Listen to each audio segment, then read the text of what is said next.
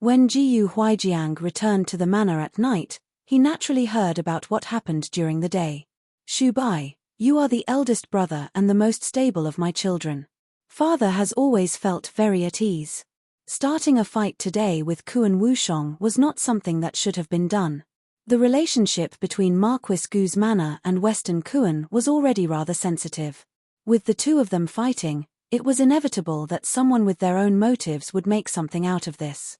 Jiyu Shubai cupped his hands. Father, it is true that Sun was rash at that time, but it could not be considered as going as far as exchanging blows with swords. And why is that? It was just checking to see the truth of Kuan Wushong's intentions. Jiyu Shubai said, from the moment that Kuan Wushong entered Eastern Ling, each and every little thing about him has felt off. He was not on the list of special envoys sent by Western Kuan, yet he appeared right when we needed gelsemium flowers. He clearly knew why we did not like it when he comes to Marquis Gu's manor, yet if he truly was, as he said, doing it for Yu Fu's sake, he would not repeatedly try to break in. If Marquis Gu's manor ended up being dreaded by His Majesty, not only would it implicate Yu Fu, but it would also make her unhappy. Jiyu Huijiang thought for a bit then nodded. I sent someone to investigate him. His mother in Western Kuan's imperial harem is not favored, and her position is even worse. As a result, Emperor Kuan also does not show him any favor. That is why he sent him off to Immortals Valley before he became of age. If he really was completely heartless, it might be that he could not survive until the age of 15. That's right. During the struggle for the position of Crown Prince 2 years earlier, one prince died and 2 were exiled. Aside from the Crown Prince, Kuan Junyu, Kuan Wushong's ending can be considered the best. I want to know if he's really lucky or if he's just hiding his tracks.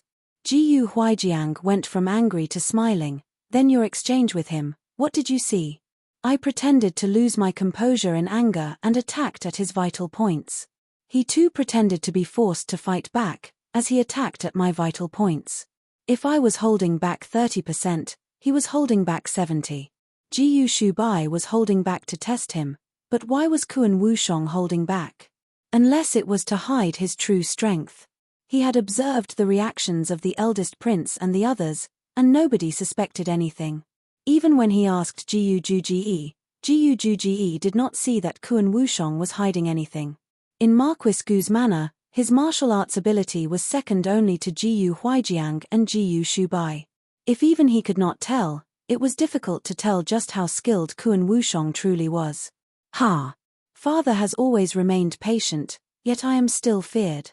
It's fortunate that you are here, otherwise, we would all have lowered our guards against Kuan Wushong. Ignoring his status as Yu Fu's older junior disciple, he was still a prince of Western Kuan.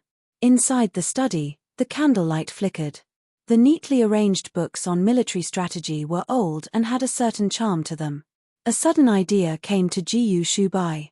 Father, if I was Kuan Wushong, do you know who I would want to see the most? A day later, the second prince sent someone to send a few boxes of bath beans. They were all placed in boxes made of jade with gold trim. Yu Fu opened them one at a time to smell. There were some that smelled of wild grass and some that smelled of wildflowers. Lian Zhu, Lian Bai, and the others really liked them. If you guys like them, I'll give them to you. I'll just use the ones given my master. They hastily said that they did not dare. Young miss, these are nice things given to you by the second prince. If you don't like them, just put them away. If we servants use them, we would be breaking the rules. She had forgotten that Eastern Ling had so many weird rules. Apparently, they had all been created by that old Confucius. She had an idea. Then just send them to Madame Su and Sister Su. If you guys can't use them, they should be able to use them, right? Yes, this servant will send them to Lotus Courtyard immediately. Lian Bai tidily packed all of the boxes on a red sandalwood platter and covered it with a red cloth. After she left, Yarolan curiously said, Young miss, why did you not want the bath beans sent by the second prince? Doesn't you like the smell of grass and wildflowers of Immortals Valley the most? Yu Fu shook her head. He's deceiving me. I could immediately tell that the smell of those bath beans is not that of wild grass or wildflowers. It no longer has that sort of smell. What smell is it? Master said that it's a free and unfettered smell. Here, have a smell. Yu Fu brought her hand close to Yarolan's nose. Before going to bed the previous night, she had bathed using those bath beans. Right now, her hand had that fragrance. Yarolan took a whiff and joyously said, with young Miss having said it, it does seem to smell a little different. It really is the master of the valley who loves young Miss the most, having the 7th prince come to take care of young Miss. It's a pity that he came too late. There's no longer anyone in the manor who bullies young Miss. As Yarolan said this, she looked a little hesitant to believe it. If he had come a little sooner, how great would it have been if he taught Madame Su and Su Yunyang a lesson? Madame Su's nobility could not compare with the nobility of a prince, right?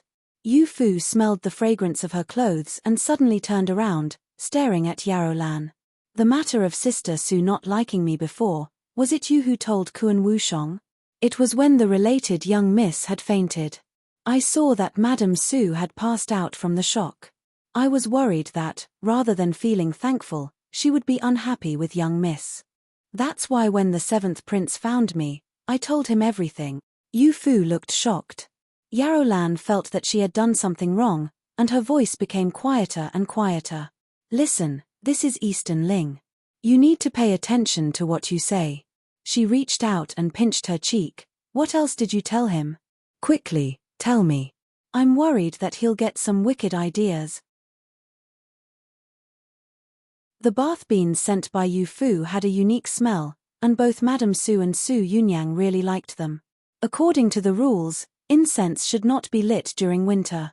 Using these when bathing would naturally come with a nice fragrance. As a result, Su Yunyang was much happier when bathing.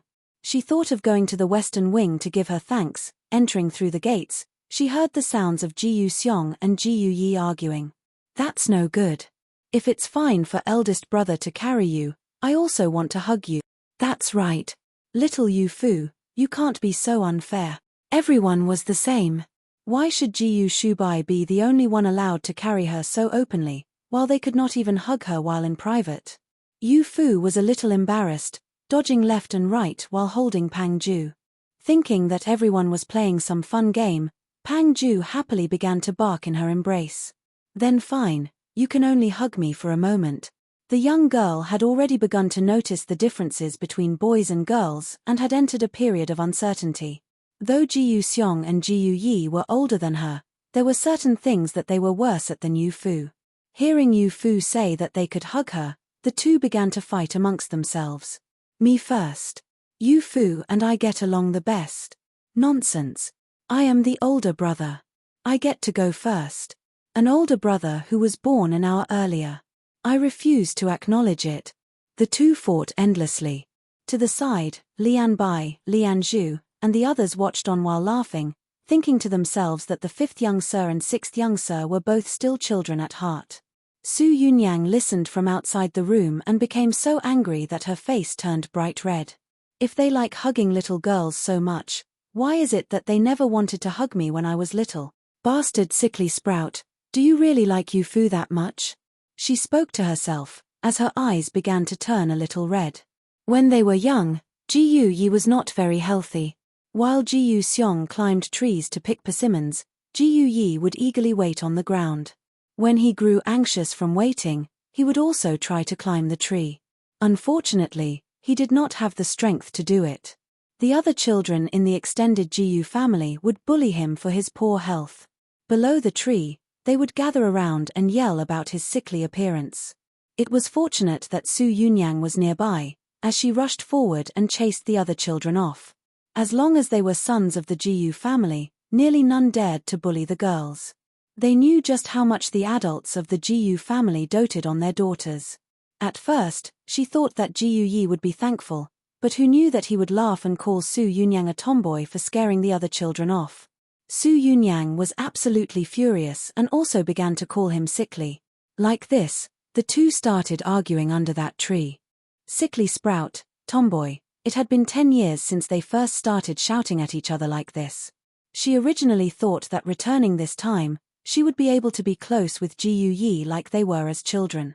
Who knew that with Yu Fu here, he would completely forget about her. He would intimately call Yu Fu little Yu Fu while calling her by the disgusting nickname of tomboy.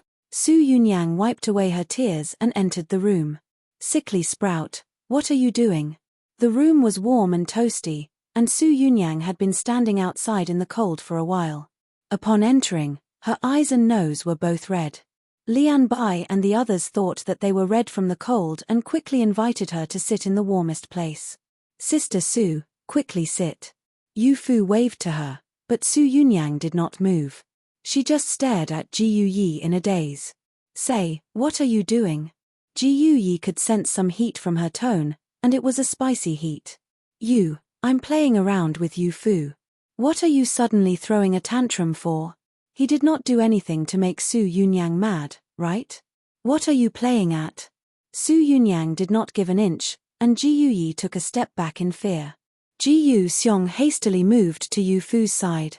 Reaching out, he moved the platter of fruits on the table a little closer to nibble on seeds. It's nothing. It's just hugging her. Is that not fine? Fine. Su Yunyang took a deep breath and thought back to the scene of Jiyu Shubai picking up Yu Fu with a blank expression. A surge of courage filled her chest. Then try hugging me too. Everyone was stunned. Jiyu Yi's jaw dropped even further, almost to the point of falling off. Only the sound of Jiyu Xiong nibbling on seeds remained, which gave him a feeling of someone with foresight. Why you must have gone crazy, tomboy. Why would I want to hug you? Jiyu Yi's face was completely red. Seeing Su Yunyang get closer and closer, he could not help but step back. No, this was too strange. He and Su Yunyang had always been arguing and fighting, but they always had fun. Why was the atmosphere so strange today? Why would Su Yunyang suddenly act like a different person? I'm telling you to hug me, right now. The city girl who spoke in a pleasant dialect suddenly became fierce and barked this order at Jiyu Yi. Yu Fu suddenly seemed to realize something and covered her mouth to gently laugh. Why should I listen to you? Jiyu Yi had been forcefully suppressed, and his words were coming out in bits and pieces. It was really unsightly. Very well, if you won't hug me, I'll hug you. Saying this, Su Yunyang really did rush toward Jiyu Yi and gave him a huge bear hug. The blushes on their faces extended to their ears and the base of their necks. This hug seemed to have exhausted all of her courage for this lifetime. The maidservants exchanged looks, as they never thought that a day would come when the related young miss and the sixth young sir, who usually fought the most, would blush so fiercely while hugging. It was truly too hard to believe. Yu Fu tugged at Jiyu Xiong's sleeve, and he turned around. Picking up a handful of seeds, he quietly snuck out of the room with Yu Fu. The maidservants copied this and followed them out, leaving only Su Yunyang and Jiyu Yi in the room. Crack, crack. In this dead silence, the sound of Jiyu Xiong eating seeds was exceptionally noticeable.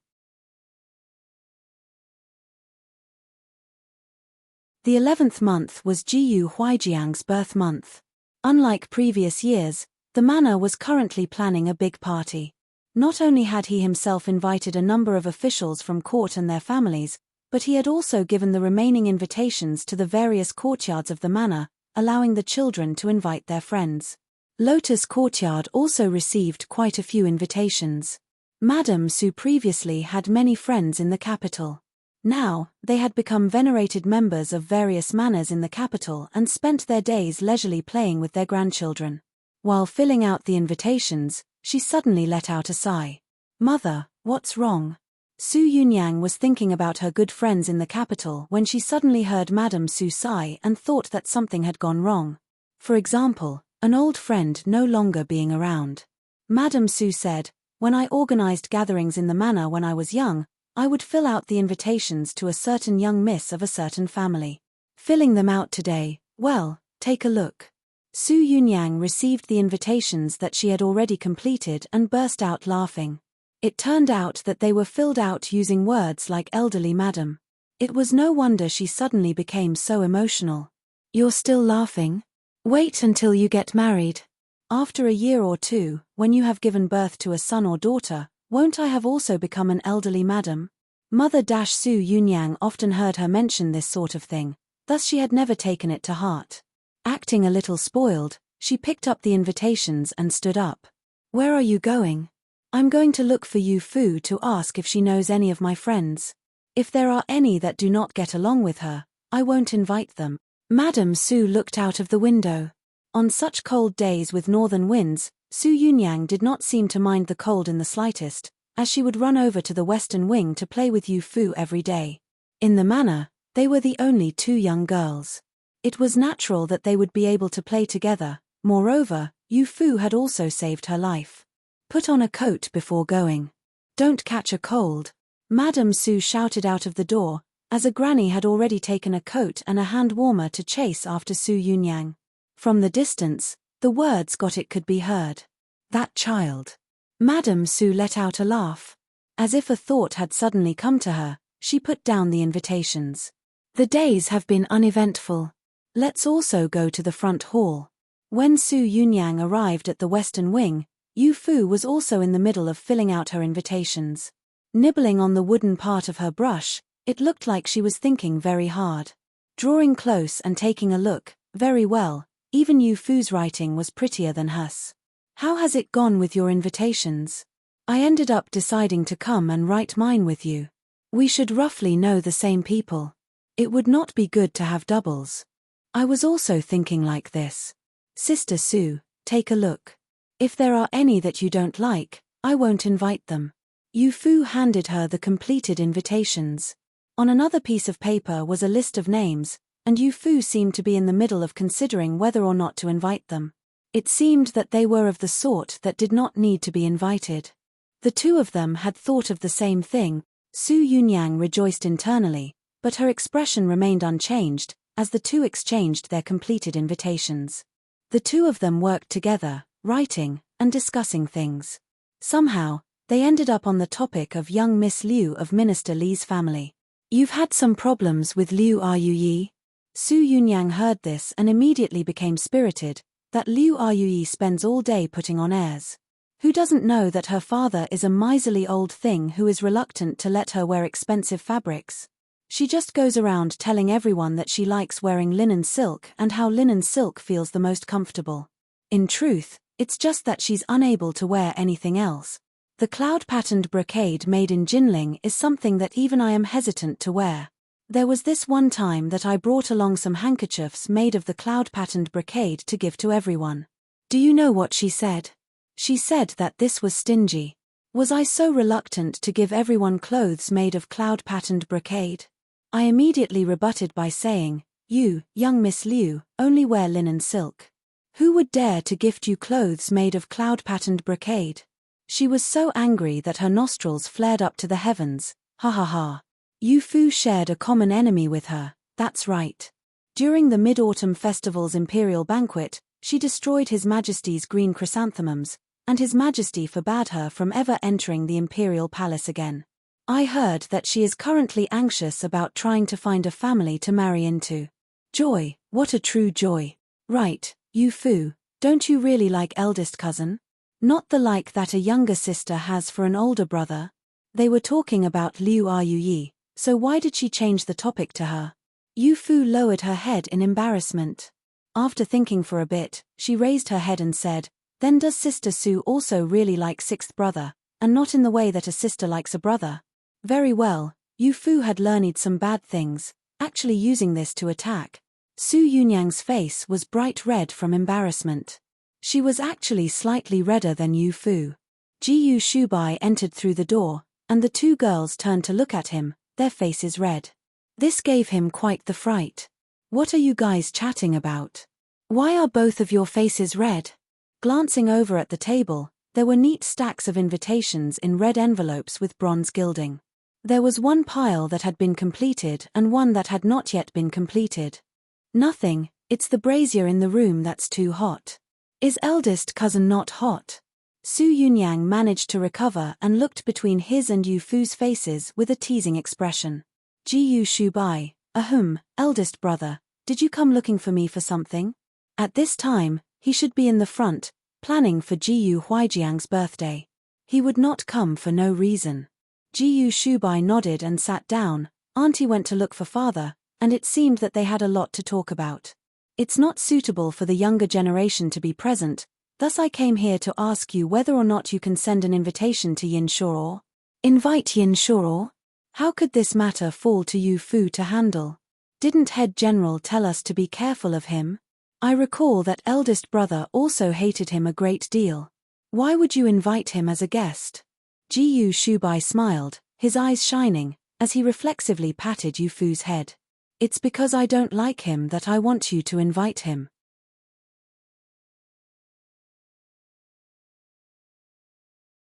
Word of Marquis Gu's manor holding a large birthday party spread around the entire capital. He usually kept a low profile, but when he made things high profile, it really did not fall short of his status as the head general. It was a truly mighty showing.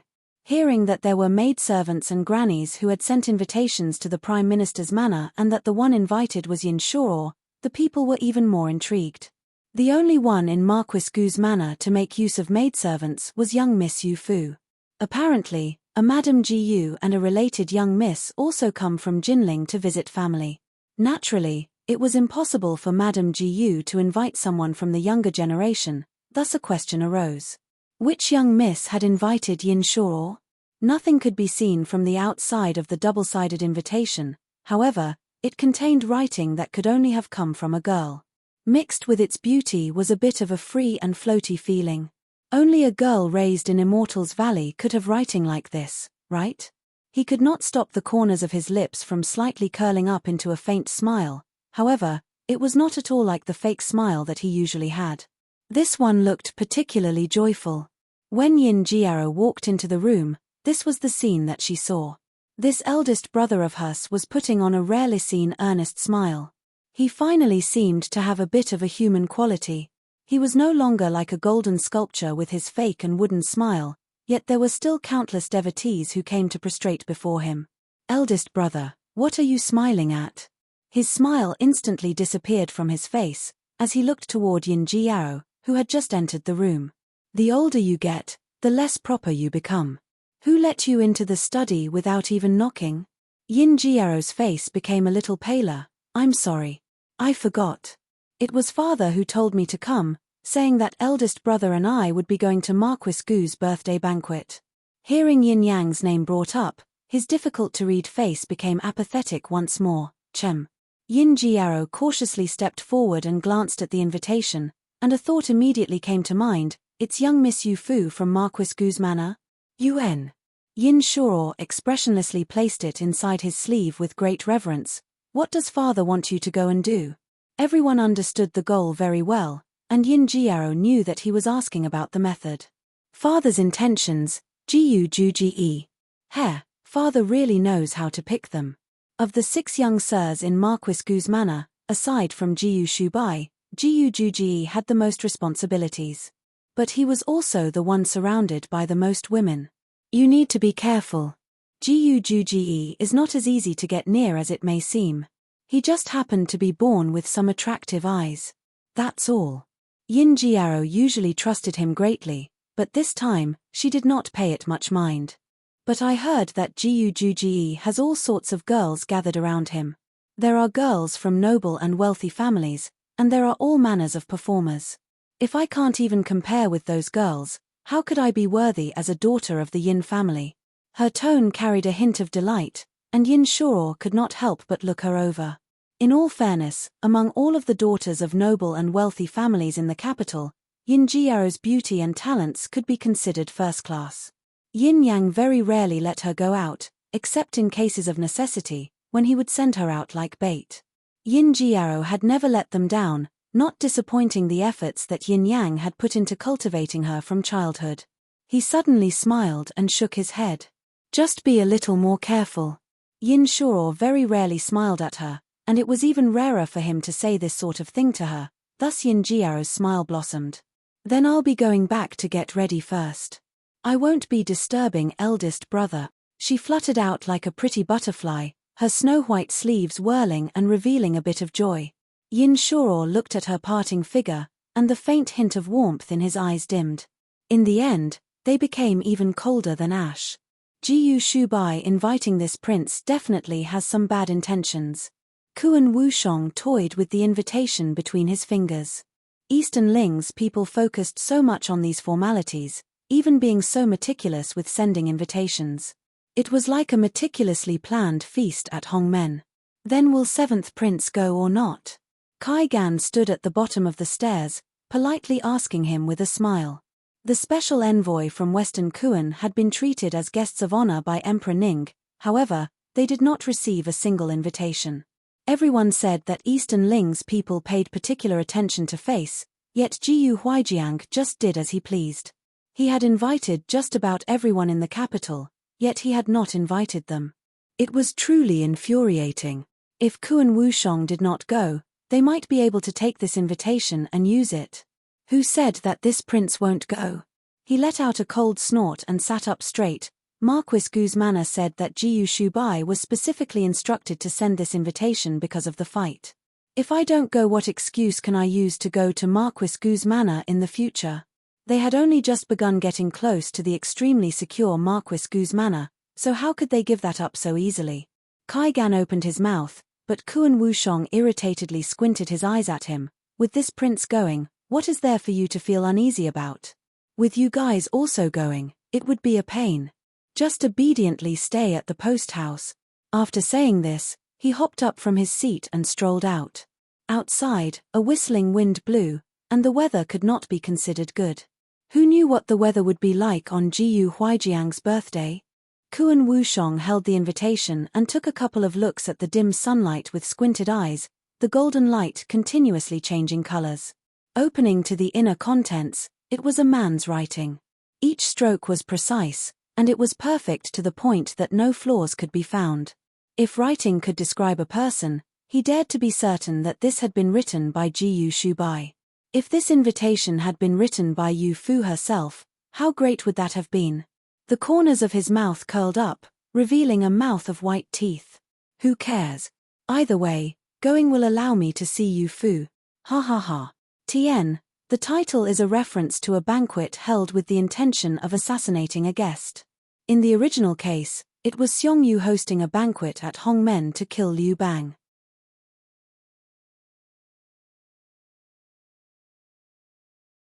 Little Yu Fu, Yu. On the day of Jiyu Huijiang's birthday banquet, in front of Marquis Guzmana, the sound of beating drums filled the air along with the explosions of fireworks.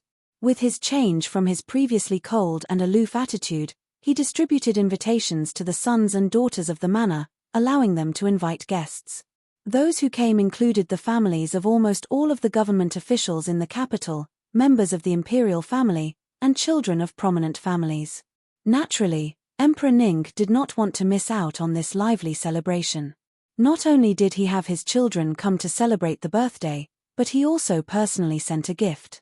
In front of all of the other guests, he provided Marquis Guzmana with an ample amount of face.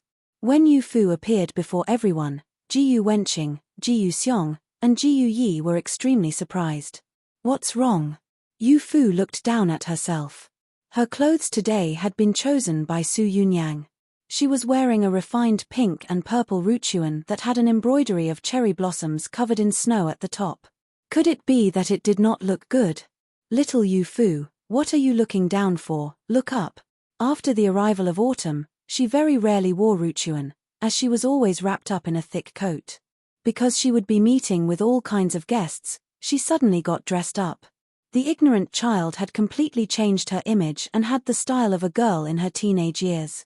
However, her clothes were not the most noticeable change. It was her hair. Yu Fu looked up.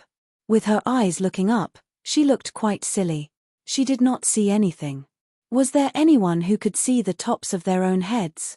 After coming to this realization, she angrily and miserably said, "What's wrong with the top of my head? It's really making me worry. Fourth brother, quickly tell me." "It's nothing. It's just really pretty." Jiyu Wenqing could not hold back and wanted to feel her hair, but his hand suddenly froze just after reaching out, then awkwardly fell back down. If his eldest brother had seen this, he feared that he would need to deal with the consequences. Lian Zhu is really skilled at styling hair. This hairstyle seems to be pretty close to what you usually have, but the position is slightly different, so it's much more appealing. Ji Yu-seong could not hold back his praise. At the back of her hair hung 2 small golden ornaments. The way that it swayed with each step added to her grace. How can the credit go to Lianzhu? It's because little Yu Fu is beautiful that any hairstyle would look good. Ji Yu-yi casually touched the hair ornament. The dangling tassels were covered in gems, and they were cold to the touch. So interesting. Really? If you dare, say that in front of Yun Yang. Ji Yu-seong teased him while removing his hand from Yu Fu's head to prevent him from being too careless.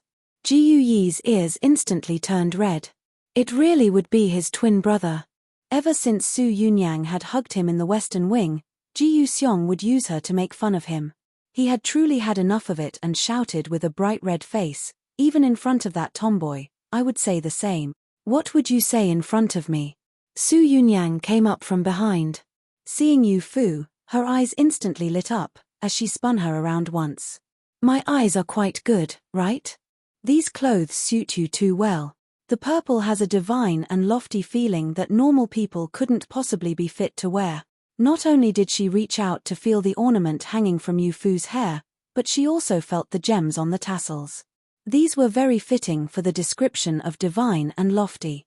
It was no wonder that she saw Ji Yu-yi and the others circle around Yu Fu to look at her. After she became of age in another 2 years, she would become the envy of every girl in the capital. Divine. Ji Yu-yi had not reached the age of considering clothes and makeup. Hearing Su Yunyang mention it, he felt that it was quite reasonable. If you say it like that, it really is true. Yu Fu wearing these clothes really is like a goddess from the heavens. You really do know quite a bit. It's not that I know a lot. It's that a certain someone is so dumb that they don't know anything. Su Yunyang rolled her eyes at him. This great fool, he really did not understand anything. She, a girl, had already taken the initiative to hug him, yet he still did not understand anything. Could it be that he really did not like her? Based on a girl's sensitivity and restraint, she was now reluctant to mess around with Ji Yu-yi. If not for Ji Yu Huijiang's birthday banquet, she did not even want to see Ji Yu-yi. Having been suddenly called stupid, Ji Yu-yi felt a little lost and scratched his head in confusion. Ji Yu Wenqing and Ji Yu-seong exchanged a look and smiled. Su Yunyang's insult was not wrong. He did indeed not understand anything. The guests must have already arrived in the front. What are you guys still standing here for? It was a deep and sonorous voice. As they heard Ji Yu Shubai's voice come from behind, they subconsciously turned their heads to look at him. He, Ji Yu Juji, and Ji Yu Hanmo arrived together. The 3 tall and handsome young men stood together, and any move that they made created a beautiful scene. Ji Yu Shubai was at the center of that scene, and he was a most eye-catching existence. Ji Yu-yi suddenly shouted, "Eldest brother is also wearing purple." Based on what Su Yunyang had said, those who could wear purple had a certain divinity. If Yu Fu was a little goddess, Ji Yu Shubai was a banished immortal. One that fell into the mortal realm that possessed great fortune. Not only was he extremely good-looking, but he was also unmatched in civil and military skills. It was to such a degree that could only be accomplished by someone divine. Also, Ji Yu Shubai slightly raised an eyebrow. Upon seeing Yu Fu's purple skirt, the corners of his lips revealed a smile. So this was what also meant. Eldest cousin wearing purple also looks very good. Su Yunyang was always reminding herself that there must be not expectations from a friend's partner. She must maintain a certain distance from the man that Yu Fu liked. However, she was lamely unable to avert her gaze. Looking over at Yu Fu, her face was like an ice sculpture. Her little face was smiling like a love-struck fool while she shook her head. Eldest brother looks good no matter what he wears.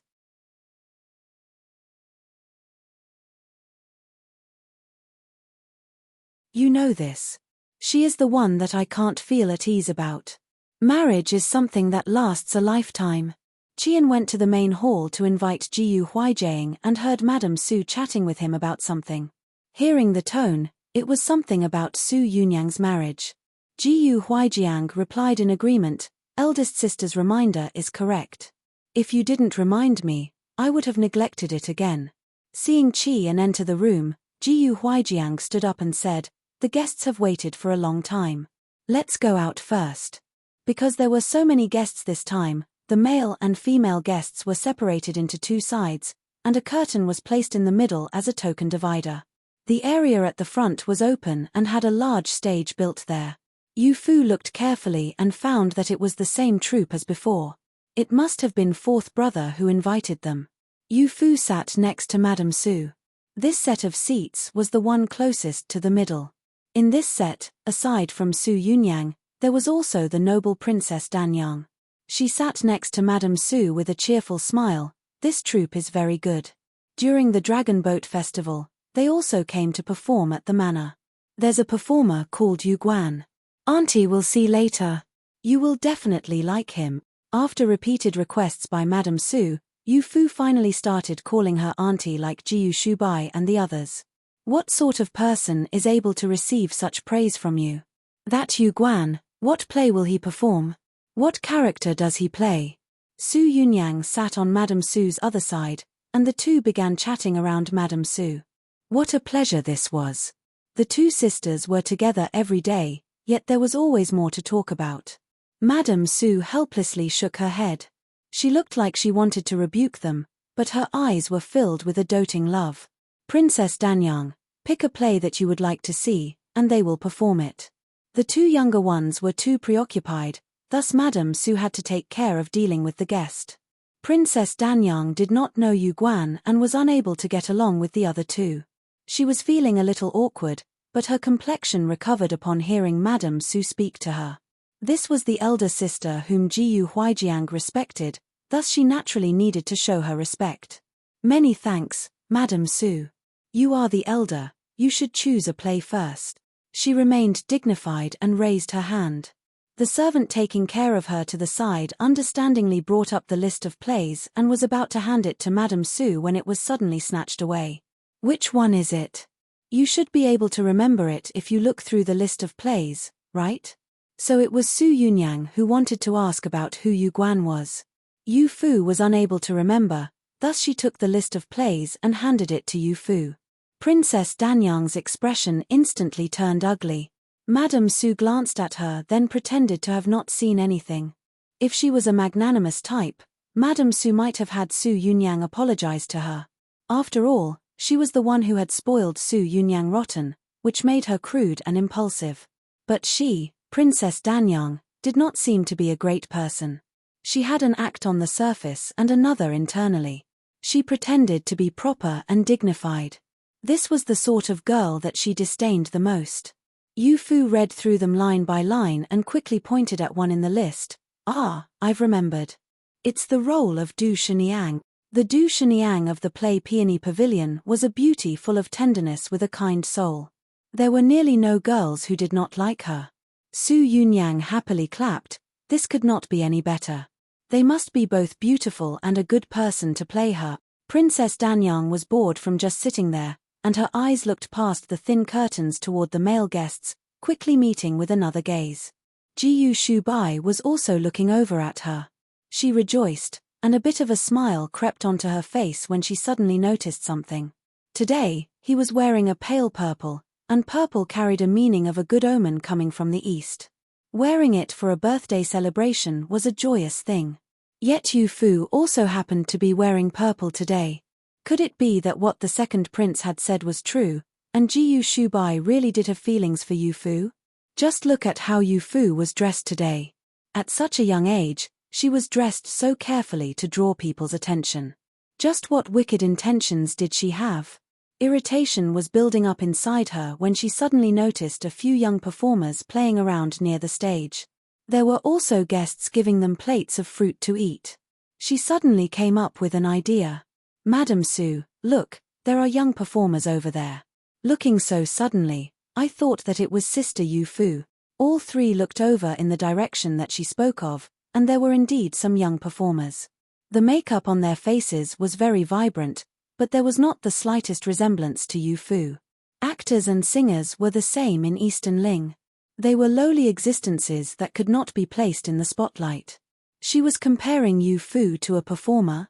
Madame Su furrowed her brow, but before she could speak, Su Yunyang had already said, "They don't look alike at all." "How are they not? Aren't they both really short?" Princess Danyang smiled with a deeper meaning, thinking to herself that this related young miss had best not get any weird ideas, giving up the position of young miss of Marquis Gu's manor to some girl with an unclear origin. Oh, so you were talking about that. Su Yunyang seemed to have understood the look that was in her eyes, dragging out the syllable. Then Princess Danyang's build is large and fat, just like the walls of the manor. With Princess here, we won't need to worry about catching a cold from the wind. As Su Yunyang said this, she shrank back a little, acting as if to hide behind Princess Danyang. Large and fat.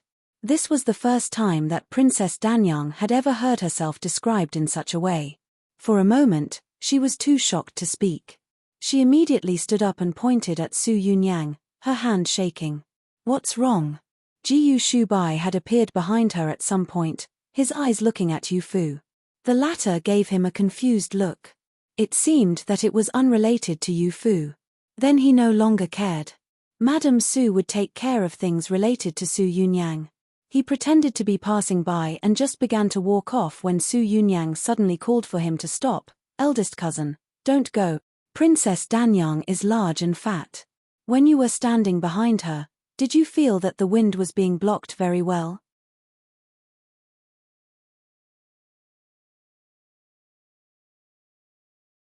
Yu Fu nearly burst out in laughter and could only use a hand to cover her mouth. The look in Jiyu Shubai's eyes was strange. It was as if he was laughing but without actually laughing. No matter the situation, he could keep his composure. Each and every action reflected Marquis Gu's manner in a good light. With the sole exception being when he started a fight with Kuan Wushong.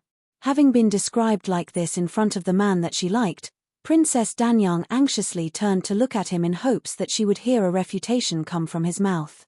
She was only a little round. She was not at all fat.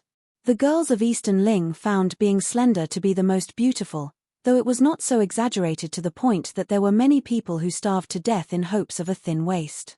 But to call a girl fat to her face, this was something that nobody could tolerate. Moreover, she had said large and fat. This sort of description was usually used for the butcher. Yunyang, how can you speak like this? Princess Danyang is a girl. How can you use these sorts of words? Princess Danyang's breath got caught in her throat, and her complexion did not seem to recover. He had not said that she was not fat. Instead, he placed blame on the fact that Su Yunyang should not have used those words to describe a girl. Could it be that he also thought that she was fat? Eldest cousin, it was Princess Danyang who found Yu Fu to be short and even compared her to a performer. I was so mad that I became a little impolite. With Jiyu Shubai present, Su Yunyang was not the slightest bit afraid.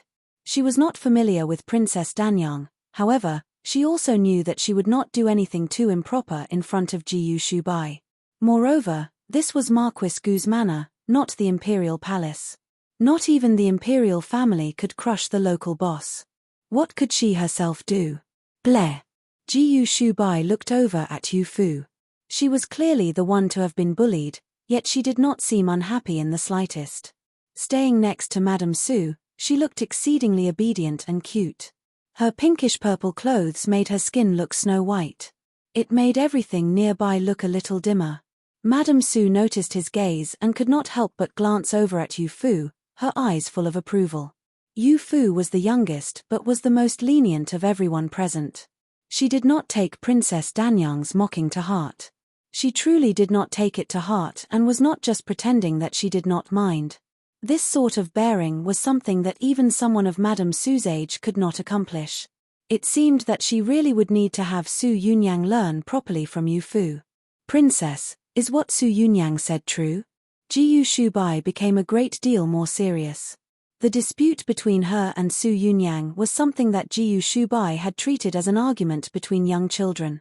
It would end with just a light scolding. When the target was Yu Fu, he became so serious. Princess Danyang's chest suddenly tightened. It seemed that what the second prince had said was true. He really did like Yu Fu. I was just joking with Sister Yu Fu. Sister Yu Fu and I have known each other for longer than young Miss Su. Could it be that making a joke requires approval from young Miss Su? She was certain that Yu Fu was easy to bully and could not refute what she had said, Thus she looked provocatively at Su Yunyang. You. Su Yunyang did not know how to reply for a moment. The one to have been mocked by Princess Danyang was Yu Fu. Her acting out and speaking up for Yu Fu was indeed something that she should not have done. If Yu Fu really went with what Princess Danyang had said, she would be the one to lose a great deal of face. Thinking of this, she uneasily looked at Yu Fu. The latter seemed to be oblivious to the hostility between the two.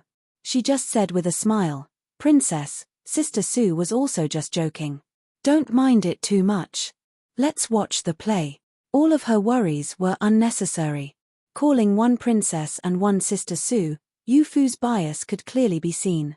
Su Yunyang let out a laugh and exchanged a glance with her, thinking to herself that with this cute smiling face, it would be impossible for someone to get mad even if they wanted to. Princess Danyang resentfully sat down. If she continued to stand there, she would stand out a little too much, and others would definitely start to take notice. They would say that she was not sufficiently dignified and magnanimous. More importantly, she could not continue to pursue Su Yunyang's guilt in front of Jiyu Shubai. Were they not just a young miss related to Marquis Gu's manor and a girl from an unclear origin? Yet they dared to directly oppose a princess. The corner of her lips moved slightly, her smile very apparent. Just wait and see. Sooner or later, they would see. The performance began on the stage, while the spectators down below applauded. The servants of Marquis Gu's manor began to scatter bits of gold and silver onto the stage. The leader of the troupe was smiling radiantly and hastily had a group of young performers quietly go kneel below the stage to give thanks in the direction of Jiyu Huijiang. After the liveliness dissipated, the play entered the main plot. A performer in a cerise dress gracefully came out. Their long white sleeves were held in front of their body. Moving the sleeve to cover their face, they wanted to speak but also held back. With these movements, the melancholy of Du Shenyang's innocent love was on display. Madame Su smiled and applauded. "Yu Fu, is that the Yu Guan that you were speaking of? His figure is great, and his performance is great. It's no wonder you were praising him." Yu Fu opened her mouth and subconsciously wanted to say that it was fourth brother who had the keen insight. However, with Princess Danyang present, she could only swallow her words back down. Princess Danyang seemed to notice her actions and covered her mouth in disdain. Standing up, she said to Madame Su, "I am feeling a little unwell. I will go for a walk before coming back. Madam, please enjoy the play." The three of them got along like family, so what fun was it to sit alone? She would be better served by going for a walk. Who knew, she might even run into Jiyu Shubai and be able to say a few words in private. Yu Fu watched her walk down the corridor, then suddenly saw a slim and graceful girl in white clothes coming from the other direction. At her side was one of Marquis Gu's manor's grannies.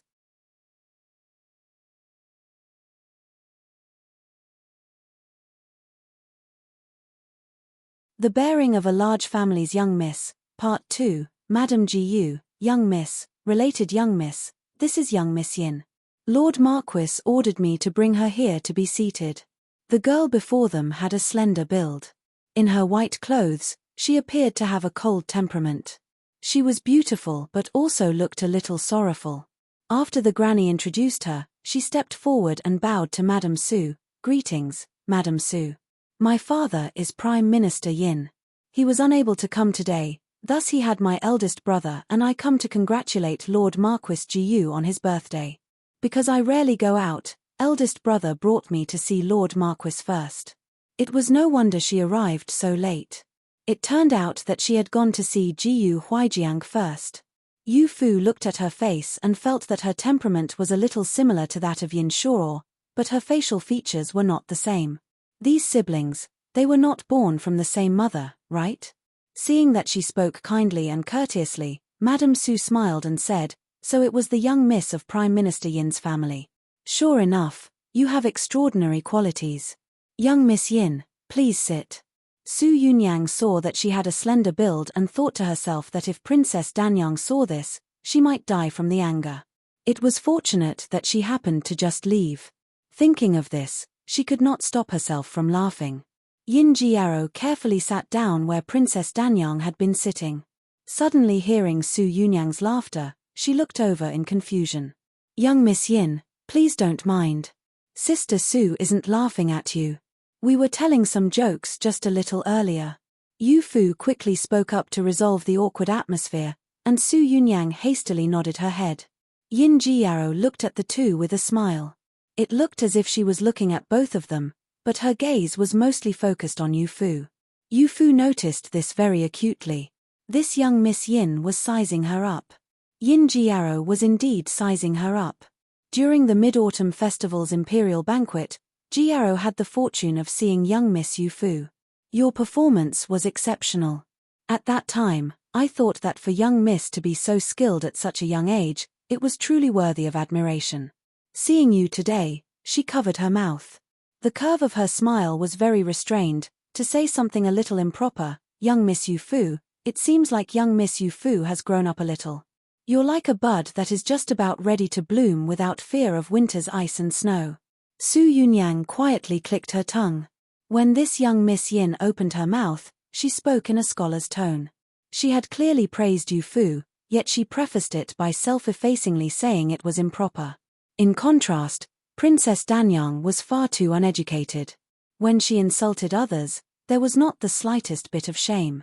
Yu Fu smiled at her and thought to herself that she was merely looking at her clothes. Young Miss Yin's praise is excessive. Everyone says that I have grown taller. But during the Mid-Autumn Festival, I did not see young Miss Yin. Seeing you today, you truly have the temperament of a lotus. The one who had just been praised for her beauty returned the praise. The bearing of a large family's young miss was on full display. Yin Jiaro wanted to talk with her some more. I very rarely go out. During the Mid-Autumn Festival's imperial banquet, I was seated behind my eldest brother and did not attract any attention. That young Miss Yu Fu did not see me is quite normal, but everyone in the hall definitely saw you. All right, stop going back and forth with the young misses. Since we all know one another, we shall refer to each other as sisters. Going back and forth with calling each other young miss, doesn't it create quite a divide? Su Yunyang spoke up to cut them off. In the past, she had thought that Yu Fu was a girl from the wilderness. It was only now that she found that she herself was like a girl from the wilderness in front of these two. Jinling was a place that did not have many prominent families.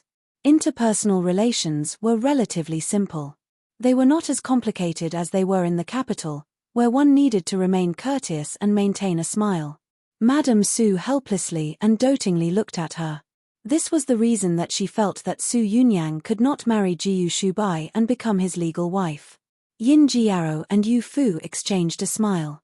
Sister Yin. Sister Yu Fu. Before the play concluded, Yin Jiang also stood up. Madame Su, please enjoy the show. I will go and take a walk before coming back. Yet another had left for a walk. Princess Danyang had not yet returned from her walk, yet another one had left. Su Yunyang looked back at the corridor behind them. The wind was so cold and fierce. Who knew what there was to see on these walks? Yu Fu, what do you think they've gone to do? The two quietly whispered to each other behind Madame Su's back. I don't know. It might be that they very rarely come to Marquis Gu's manor and wanted to look around. Suddenly, they heard Jiyu Huijiang's voice come from the other side of the curtain.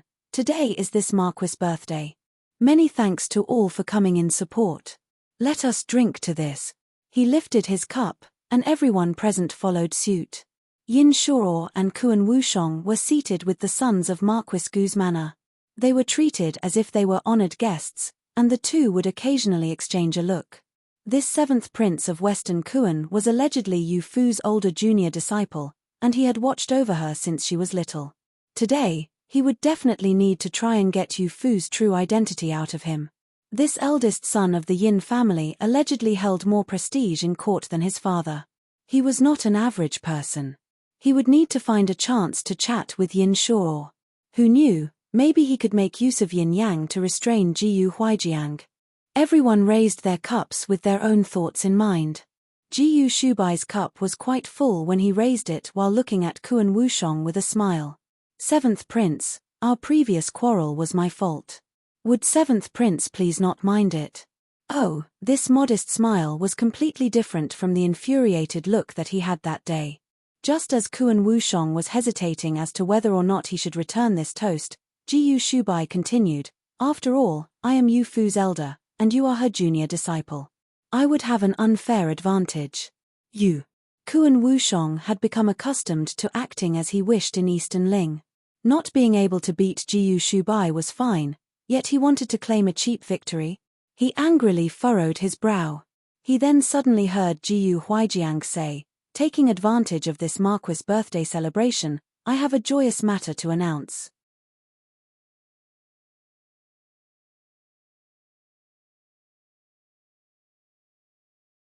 Madame Su immediately revealed a smile.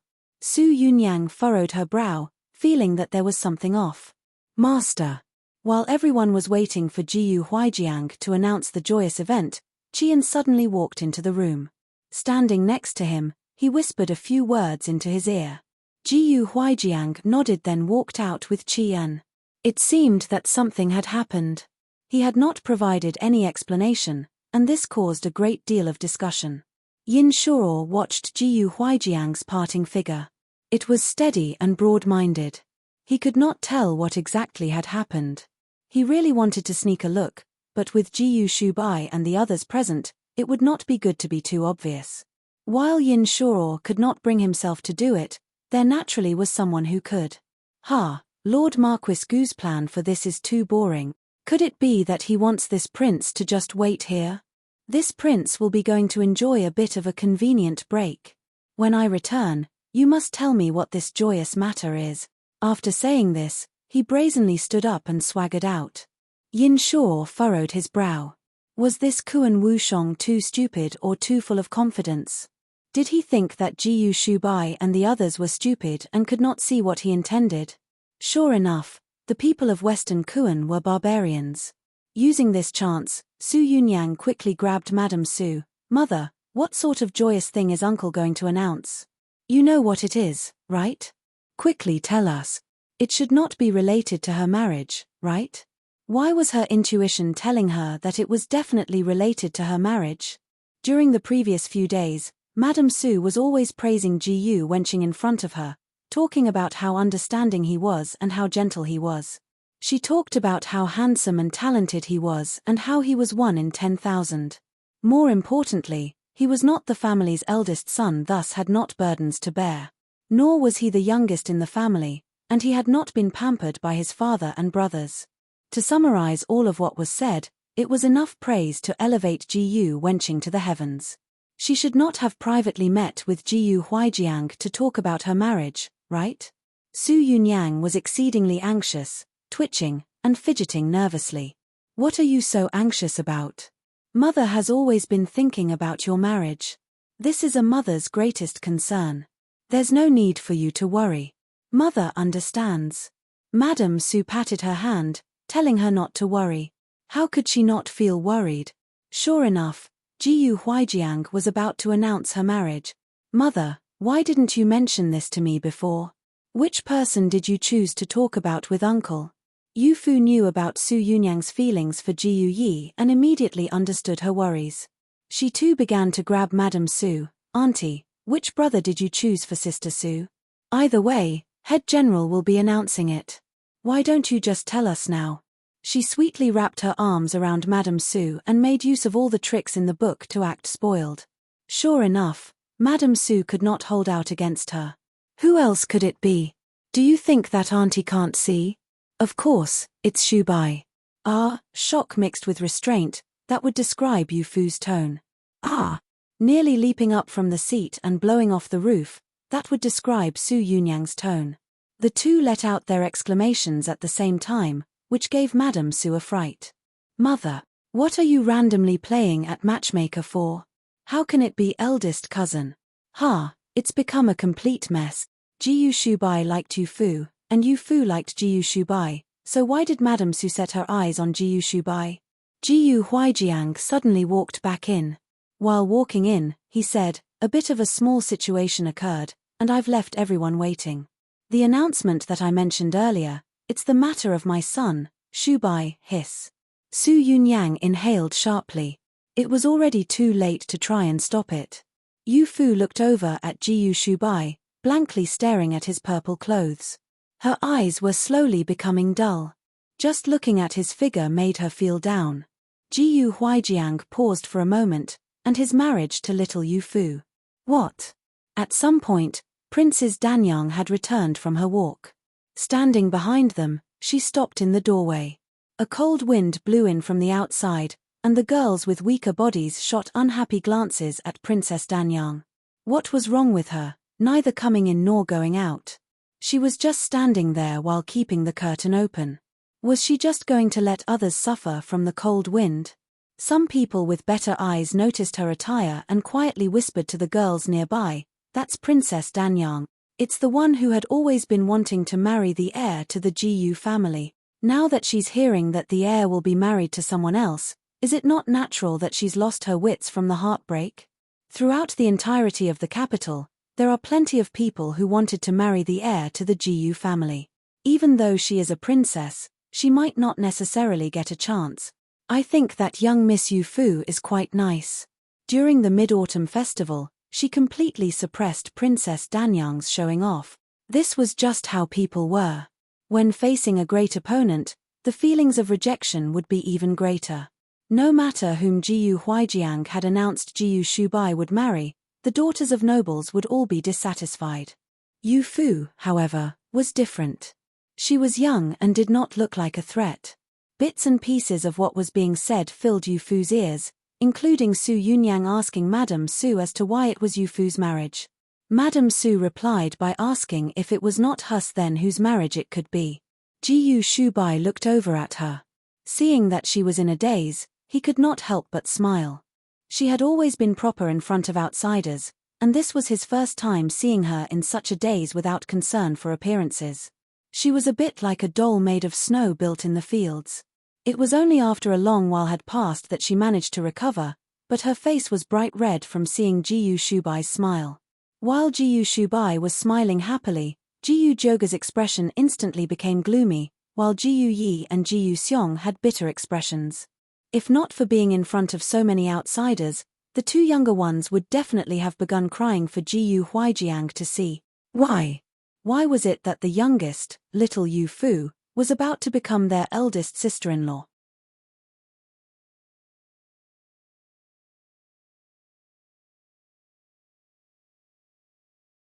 Gululu. A cup had been knocked over by someone's finger and rolled around on the table. It was very quickly set up straight. Yin Shuo slightly raised the corners of his lips, but the smile did not reach his eyes. "Congratulations, young sir. Congratulations, Lord Marquis. Congratulations, eldest young sir, and congratulations, young Miss Yu Fu." Waves of congratulatory exclamations were shouted, and Yin Shuo's voice was mixed in with the rest of the crowd's, not leaving a single trace. Jiyu Shubai unassumingly nodded toward him. From the corner of his eyes, he noticed a figure stand up. "I'm going out for a stroll." It was Jiyu Juji. When he lifted the curtain to go out, a gust of wind blew in and caused the hem of his clothes to sway and caused a sharp sound. Jiyu Shubai sent him off with his eyes and watched his figure disappear through the curtain. Without making a sound, he then went to socialize with the people who had come to congratulate him. He chatted and clinked glasses with everyone. "Did you two think that I had become muddled from old age? I could tell for a long time that Shubai had feelings for Yu Fu, and Yu Fu liked her eldest brother the most. Isn't that right?" Princess Danyang walked back to her seat in a daze and ended up hearing Madame Su say this. "Mother, so when you mentioned earlier that I shouldn't worry about my marriage, you meant to say that I shouldn't be envious of Yu Fu having a marriage decided before I do? I thought that you were talking about my marriage." Su Yunyang's face was bright red. Thinking of how anxious she had been, she found it both embarrassing and funny. Yu Fu was also a little embarrassed. She had been thinking of helping Su Yunyang ask who had been chosen, but it turned out that she was the one to have someone chosen for her. It really was embarrassing. There's nothing to be ashamed of. Mother told you this before, that Shubai is the heir and will need to succeed the title. You have been spoiled rotten by me. How could you possibly be the madam of Lord Marquis? I can't, but Yu Fu can. Mother is so biased. Su Yunyang had gotten off easy, yet she was still acting clever. Yu Fu is so young, Yet she is far more reasonable than you. It's natural that she can. As she spoke, she reached out both arms and pulled the two of them into a hug. Yu Fu, don't be embarrassed. You will be 13 after the new year. In our Eastern Ling, all young misses from prominent families have their engagements decided at this age. You will only get married after becoming of age at 15. Su Yunyang was showing filial piety to her father for 3 years, which was why she did not yet have an engagement at the age of 15. This was the first time that Yu Fu had heard of Eastern Ling's customs regarding marriage, and she curiously asked in a quiet voice, if you only get married after turning 15, why is there a rush to set the engagement so early? Large and aristocratic families are different from smaller families. During this time, they must check horoscopes, preparing of betrothal gifts, checking compatibility, and all sorts of stuff. Wouldn't all of this take 2 to 3 years to prepare? Madame Su counted on her fingers, then suddenly noticed Princess Danyang sitting to the side with a particularly ugly expression. She thought to herself that this was bad. Princess Danyang wanted to marry Jiyu Shubai, and Emperor Ning had mentioned it multiple times but had always been refused by Jiyu Huijiang. It had continued to such a point that she was still not married when she had become of age. Madame Su's careless remarks earlier had pricked a sensitive part in her heart. It was like someone pointing at her and mocking her for being an older girl who could not get married. This was far more infuriating than being called fat by Su Yunyang. She instantly stood up. This time, she did not even bother with saying anything and just lifted the curtain then walked out. Now, the guests on the female side had a chance to chat. They did not even bother to hold back their voices, as their mocking tones made it all the way to Yu Fu's table. Su Yunyang also wanted to go and make fun of Princess Danyang with the others, but Yu Fu stopped her by tugging at the hem of her clothes and pulling her back. Making fun of her is like making fun of oneself. Madame Su leisurely picked up her teacup and quietly warned Su Yunyang. If she said not to do it, she would not do it. Young Miss Yu Fu, Lord Marquis is calling you over. Qian personally came to invite Yu Fu. He finally understood what Madame Su had meant when he previously heard her mention feeling uneasy. Yu Fu followed him over. Jiyu Huijiang was seated at the head. He looked at her and gently waved. The 12th month was about to arrive. With the new year, Yu Fu would be turning 13. When she first arrived at Marquis Gu's manor, she had a childish aura. She loved to talk and loved to laugh, but now she had quietly matured a little. She had grown into a budding beauty. She was just like a budding peach blossom, for these were her most innocent years. Yu Fu, I never discussed this marriage with you before deciding it. Are you unhappy with me? When it came to marriages, the matchmaking offices would be invited to make decisions by the parents. The people of Eastern Ling had always done this. Jiyu Huijiang knew that she was not from Eastern Ling. The reason that he had acted so rashly was that he was certain of Jiyu Shubai's feelings. More importantly, he looked down towards the guests. Yin Shuo's gaze was unwavering. He was so young yet so patient. This caused even Jiyu Huijiang to feel afraid. There were too many people staring at the pearl in his palm. Rather than allowing Emperor Ning to decide her marriage in the future, and choosing an unreliable person, he would rather just choose someone good for Yu Fu. Going by the best men in Eastern Ling, the most outstanding were all in his Marquis Gu's manor. There were none better to choose. This was all thanks to Madame Su for reminding him. She said that she would be returning to Jinling the following month. If she did not settle Yu Fu's matters before leaving, she would not be able to be at ease. Jiyu Huijiang knew that he was negligent in many aspects when it came to raising a daughter and could only listen to suggestions with an open mind. Regardless of whether it was as a daughter or a daughter-in-law, he wanted to hear Yu Fu call him father. Thinking of this, his mood improved greatly. Yu Fu looked at Jiyu Shubai in embarrassment, then lowered her head. The dimples near the corners of her lips betrayed her true feelings. Everyone thought that she would say something along the lines of making the decision for herself, but, eldest brother is really great. I really like him. But, Master still doesn't know about this. If he found out that Head General decided on a marriage for me behind his back, he will definitely leave Immortals Valley and furiously rush over to the capital.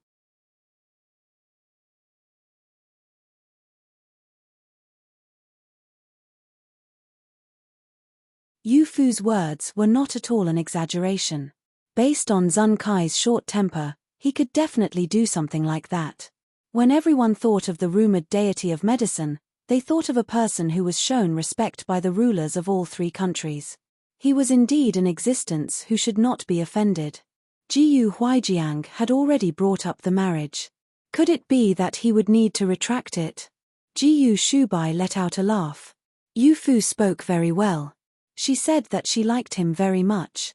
This was already enough. Father, what Yu Fu said is reasonable. Something as important as marriage should be decided by the parents and matchmakers. Before Yu Fu came to the manor, she was being raised by the deity of medicine. Not asking for his opinion on such an important matter would be improper. Jiyu Huaijiang looked at him a little strangely. He paused for a moment. What you said is correct. It was father who acted too rashly. Then this matter will be put to the side for now. Once the birthday celebrations have come to an end, I will personally write a letter for the deity of medicine to see what he thinks. Any girl that Jiyu Shubai wished to marry, would there be any family that could have any objections? What a joke. In the capital, was there any family that would not want this? Did they not see just how badly His Majesty wished for it? The deity of medicine's face really was grand. Jiyu Huaijiang said it. He would personally write a letter to ask his opinion. Haha, the deity of medicine will definitely agree. The eldest young sir and young Miss Yu Fu are a match made in heaven. As childhood sweethearts, they could not possibly be a better match. The guests all lined up to say flattering things. They all thought to themselves that this marriage would definitely be accepted. Even if it was not, everyone knew that Jiyu Huaijiang had this idea in mind, thus nobody dared to bring up Jiyu Shubai or Yu Fu's marriages. Even Emperor Ning might not be willing to do such a thing. Madame Su listened to the sounds that came from the other side of the curtain and suddenly remembered something. Though Yu Fu's matters have not yet been set in stone, those with keen eyes will know to not cause them any trouble. As for the matter of Yu and wenching, I forgot to bring it up with your uncle. No good, I will go and bring it up after the banquet has come to an end. We will be returning to Jinling next month. At your age, you can't delay any longer. She and Jiyu wenching. Su Yunyang wanted to cry but had no tears. Madame Su could tell that Jiyu Shubai had feelings for Yu Fu, so why could she not see that she had feelings for that person? In the end, had she given birth to her or to Yu Fu? Halfway through the play, the people were getting tipsy from the wine, and the younger generation gathered in groups outside to chat and laugh. The inside was left to the adults. Jiyu Huaijiang and the officials of the court began chatting about various stories and the customs of the countries on the continent. Yin Shuo waited outside in the hall for a bit when Yu Fu and Jiyu Shubai walked out. He averted his gaze and pretended to admire the plum trees. Jiyu Shubai had been planning to say goodbye to Yu Fu, but seeing his figure reluctant to leave, he changed his mind. I will send you back to the western wing before I need to leave for a bit. Does eldest brother have something to take care of? Then you go on ahead. Don't bother with sending me back. She pushed Jiyu Shubai's hand away, not wanting to delay his important matters. Jiyu Shubai suddenly bent down at the waist and looked straight at her. There was also a hint of a condescending feeling to him. Her heart was a mess, beating wildly without rhythm. You are dressed so beautifully today. Leaving you here, I won't be at ease. From the corner of his eye, he saw the other man looking straight at them. He decided to get even closer to Yu Fu. The wind outside was very strong, and his breath was very hot, warmly blowing against her ear. Yu Fu's face turned a little red. I can go and find Sister Su. At the top of her cloak was a ring of white fox fur that blew around. Brushing against her sensitive neck, it felt extremely itchy. She reached up to scratch this itch, but he grabbed her hand. Don't move. There's someone watching us. His deep and slightly husky voice was like a goosefeather blanket that was wrapped around her. She just wanted to stay in this comfortable situation and not come out. She secretly snuck a look from the corner of her eyes and finally noticed that there was someone standing outside. It's Yin Shuo. Eldest brother, you still haven't told me. Why did you want me to invite him? The figure suddenly disappeared, and Yu Fu turned her head to begin searching. However, she could not find any sign of Yin Shuo. Jiyu Shubai slightly curved up the corners of his lips, because I invited Kuan Wushong. In order to do something to Marquis Gu's manor, that Yin Shuo should be someone who would want to get closer to Kuan Wushong. If Jiyu Huaijiang had not stepped out earlier, the two of them might have gotten closer. It was only now that Yu Fu remembered that Kuan Wushong had disappeared. Where did he go? Kuan Wushong had disappeared. Now, Yin Shuo had also disappeared. She had caught a faint hint of a conspiracy. With Yu Fu sniffing the air, he reached out and gently rubbed her nose. What are you thinking about in your small head? I know where he is, but Kuan Wushong is your junior disciple. It's not suitable for you to make an appearance for this matter. Be good and go back to wait for me. He gave her a doting look with a glowing smile. Yu Fu nodded, then be careful. I'll give this to you. As she said this, she pulled out a poison needle and a small jade bottle and gave them to him. Kuan Wushong's poison abilities are not much worse than mine. This poison needle is one that I recently made. He's never seen it before. This is the antidote. After saying this, she placed all of it in Jiyu Shubai's hands. The two had only just discussed marriage. Though it was not successful, they were now being so intimate, which attracted quite a few sideways glances. Jiyu Shubai closed his hand, then placed the items into his sleeve. He then subconsciously raised a hand and brought it toward her head. He really wanted to pat her head. Her hair today was so magnificent. Patting it would ruin it, right? After a bit of thought, he decided against it and just pinched her cheek. Go and find Yunyang. I will come back very soon.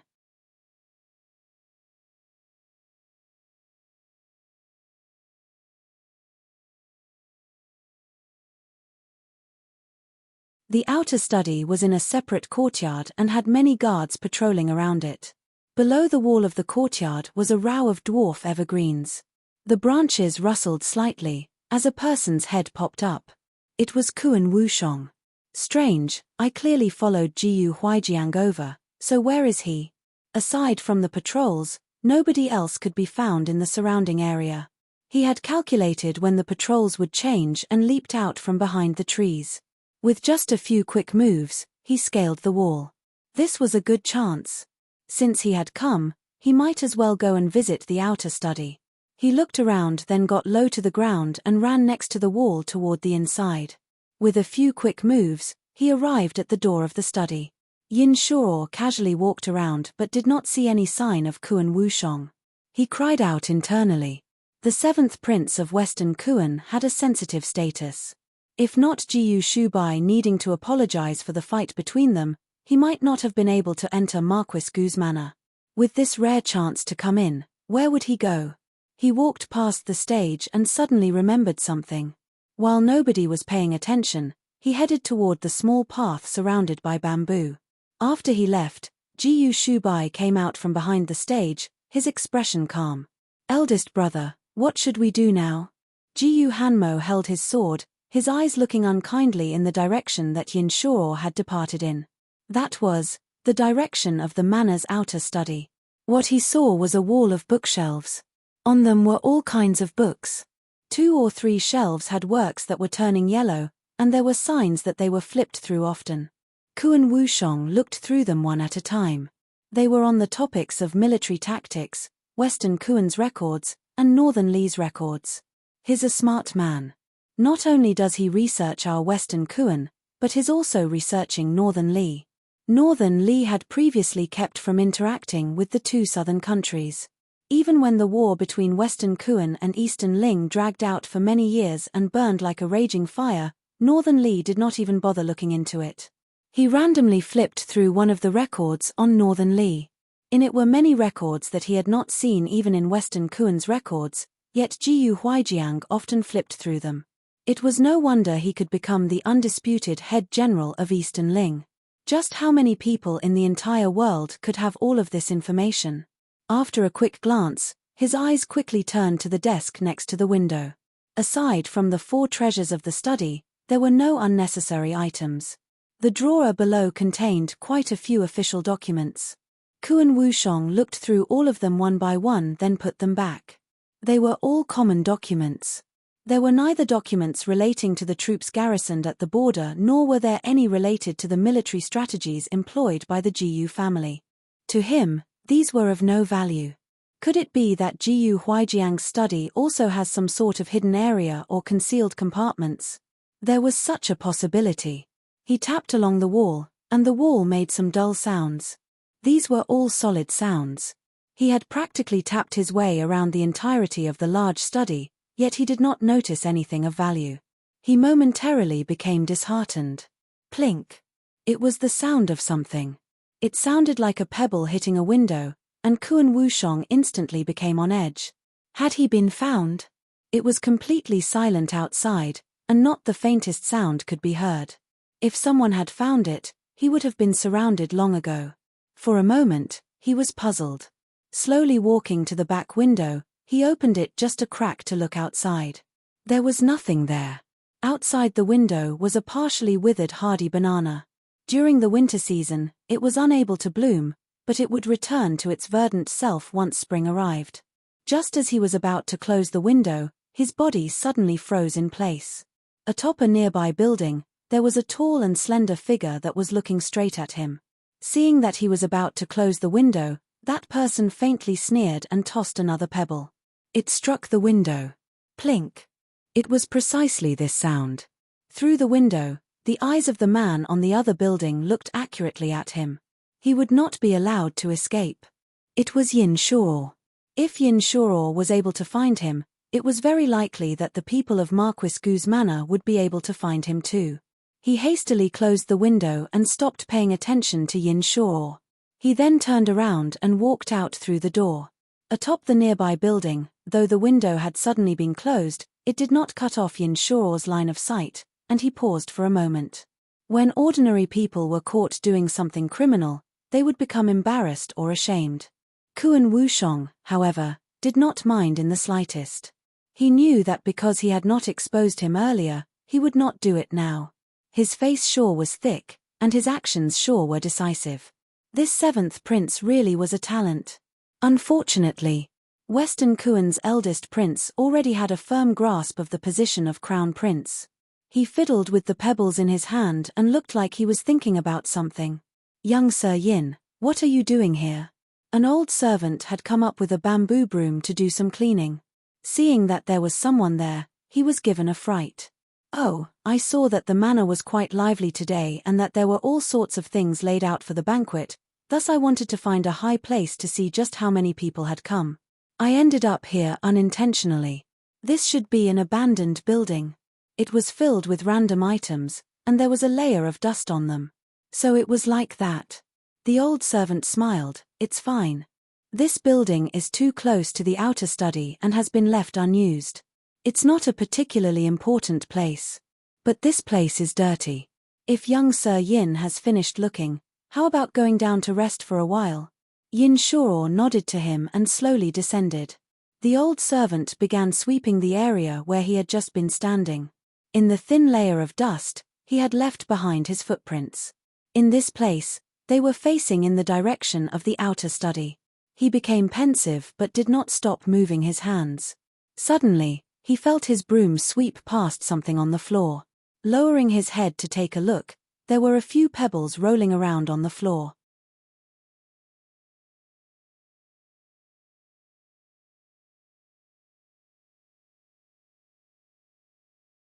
Kuan Wushong returned to the desk, flicked his sleeve, and quickly left. Upon opening the door, the outside was a group of dark figures, and they all had familiar faces. At the front was Jiyu Huijiang. Behind him were Jiyu Shubai, Jiyu Hanmo, Jiyu Wenqing, and all of the guards of Marquis Gu's manor. They stood outside the study and looked to have been waiting for quite some time. He actually had not heard any signs of movement, yet he had been blocked inside without any room for retreat.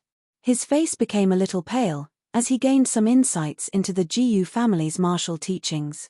So it seems that the eldest young sir saying that he wanted to apologize to this prince was for this reason. For the sake of this exact moment, to catch him outside this study, to catch him in the act. "I apologized to seventh prince with good intentions and out of kindness. who knew that Western Kuan would use the reason of improving national relations to send 7th Prince into the manor to gather military intelligence. I truly am very disappointed in you.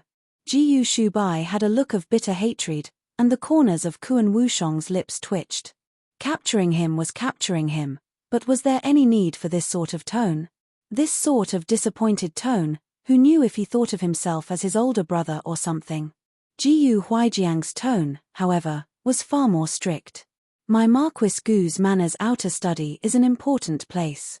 Court documents and military reports from the border come and go from this place, and none are allowed to enter.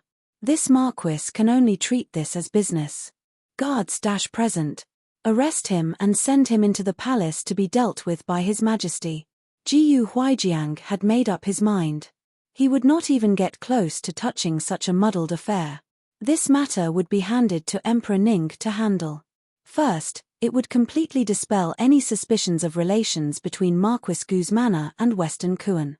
Second, regardless of whether it would offend Western Kuan or curry favor with Western Kuan, all of the responsibility would lie with Emperor Ning. Be gentle, I'm a prince of Western Kuan. Kuan Wushong tried to break free, but his hands and feet were tightly held by some sturdy guards, thus he began to shout and scream. He clearly was the irreverent person that Yu Fu had described. Marquis Jiyu, wasn't I just a little curious and wanted to take a look at your study? Are you guys really so petty? I will need to tell Master to not let little senior disciples stay here. While being dragged out, Kuan Wushong struggled and screamed at them. One of the guards detaining him said, "It might be too late. Our Lord Marquis already made the decision to engage young Miss Yu Fu to the eldest young sir." What? This splitting shout could not be heard by those at the study. There was only one. Who knows where the other one is? Jiyu Shubai stood in the middle of the yard and looked around. His eyes passed by the attic, and he faintly smiled. With Kuan Wushong having been tied up and sent into the palace, Jiyu Huijiang and the others returned to the banquet. The atmosphere of the banquet did not seem to have been affected. Instead, this small interlude gave everyone something to talk about. A little-known prince from Western Kuan, only Emperor Ning treated him like a treasure. Nobody else thought much of him. Emperor Ning was particularly welcoming of Western Kuan's special envoy, trying to use this opportunity to improve relations with Western Kuan, such that the two countries would no longer engage in conflicts. These feelings were no longer much of a secret. I already said that Western Kuan suddenly sending out special envoys definitely did not have good intentions. Who knew that they would act kind on the surface but actually be trying to steal military secrets to defeat the Jiyu family's army. But of course, Lord Marquis Jiyu also invited him with good intentions, yet he actually snuck into the study like a criminal. In any case, he is a prince, but he is a disgrace to the educated. Say, how do you think His Majesty will deal with Western Kuan's 7th prince? Based on Eastern Ling's laws, stealing military secrets was a capital crime. Jiyu Huijiang dared to tie him up and send him into the palace, but Emperor Ning might not truly dare to punish him, much less execute him. The guests were eager to discuss this topic, guessing at Emperor Ning's reaction when they suddenly heard a commotion come from the outside. Nobody knew what had happened. Shubai, go out and take a look. Jiyu Shubai had been planning to go and find Yu Fu. Hearing this, he had no choice but to take some people and go out to investigate. A few people wearing fur coats were making a commotion at the entrance to the manor. From time to time, they would speak in Western Kuan's dialect. It turned out that it was Western Kuan's special envoy. Seeing him come out, they stepped forward with Kai Gan at the front. "Eldest young sir, we heard that our 7th prince was sent into the palace by your Marquis Gu's Manor. What exactly happened? Your honorable country's 7th prince secretly broke into our Marquis Manor's outer study in an attempt to steal our military secrets. He should have been executed based on military laws, but given his status as a prince, we sent him to be dealt with by His Majesty." Kai Gan's complexion instantly turned pale. He never thought that Kuan Wushong, who had carefully crafted plans a few days prior, would be captured so quickly by the people of Marquis Gu's Manor. He had even been caught in the act and sent into the palace. Things were really problematic now. "Eldest young sir, How could our dignified 7th Prince of Western Kuan do something like that? You must have misunderstood. How could you tie up our 7th Prince without an explanation? Kai Gan did not dare go into the palace and make a scene in front of Emperor Ning, but he would cause a commotion in front of Marquis Gu's manor. Jiyu Shubai said, whether or not it's a misunderstanding, you will find out by asking your 7th Prince. Today is my father's birthday. Those who were not invited are not permitted to make a scene here. Special envoy, please quickly depart, otherwise, do not blame me for not holding back. Our Majesty sent us to Eastern Ling with good intentions. Is this the way that Eastern Ling treats its guests? Our Eastern Ling is particular about diplomacy before violence. Could it be that Lord Kai Gan wishes to try out this heir's swordplay? He was clearly smiling, but his eyes revealed a faint murderous intent. Kai Gan had no doubts. If he said another word, the sword hanging at Jiyu Shubai's hip would be plunged into his neck. He had no choice but to take a step back. Gritting his teeth, he very reluctantly left with his group.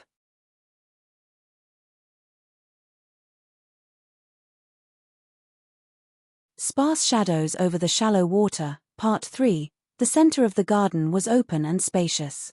This place was originally a place that everyone in Marquis Gu's manor frequently visited. Regardless of the season, it would have many colorful flowers. Hundreds of flowers bloomed during spring, and lotuses began to appear during summer. Frost would cover the chrysanthemums during autumn, and snow fights to cover the fragrance of plums during winter. As for the present, it was a period where it was empty. The chrysanthemums had already withered, but the plums had not yet bloomed. As a result, the garden looked very depressing. Jiyu Juji stood beneath the barren plum branches while feeling lost. Suddenly, he noticed a girl in white clothes walk out from behind a nearby plum tree. She looked like she would be knocked over by a gust of wind. Sparse shadows over the shallow water, as a subtle fragrance floats about under the moon at dusk. She had recited a verse from Lin Biyu's Little Plum Blossoms in a mountain garden in a deliberately normal tone that slightly resembled Yu Fu's voice. He could not stop himself from laughing. The girl was startled by his laughter and turned to look at him. Her face was quite nice and had a hint of a cold temperament. What are you laughing at? She did not ask who he was. She only asked what he was laughing at. It was evident that she knew who he was. Jiyu Juji slightly raised his eyebrow but could not remember who she was. I am laughing because the plums have not yet blossomed, so there are no shadows. It's also the middle of the day, so there is no moon at dusk. Young miss, that poem you just recited truly does not fit the occasion. So that was the case. The girl in white slightly smiled and slowly walked toward him. Just the word over is enough. I was unable to think of a better way to describe the plum branches. In Lin Biyu's poem, the word over was describing the plum branch's unbridled nature. The plum branch looks unbridled and formless, but it has a unique character. Jiyu Juji smiled. It seems that young miss has a carefree disposition. The two were chatting warmly when a few girls suddenly walked into the garden. Second young sir, what a coincidence. You're also here? When the girls saw Jiyu Juji, their eyes immediately lit up, as they quickly walked over to him. It was only after getting to his side that they noticed there was another girl already there. She was beautiful and thin, but her clothes were a little plain. Who is this girl? Why have I never seen her before? A young miss in colorful clothes impolitely began to size her up. To wear such plain clothes, she definitely was not the daughter of a prominent family. She was definitely not someone who could be placed in the spotlight yet wanted to seduce Jiyu Juji. We've never seen her before either. The young misses behind her also shook their heads and looked at the girl in white with bad intentions. A girl from a small family wanted to seduce a young sir of Marquis Gu's manor? Fat chance. My name is Yin Jiao. Aside from Prime Minister Yin, there were no other officials with the surname Yin. They had never heard of Prime Minister Yin having a daughter. It seemed that this girl really was someone who could not be placed in the spotlight. When Jiyu Juji heard her name, he was a little surprised. He had heard that Yin Shuo had come with his younger sister. Thinking about it, it was likely to be Yin Jiao. I've never heard your name before. What are you and the second young sir doing? A lone man and a lone woman today in a secluded place. Miss Yin is too lacking in self-respect.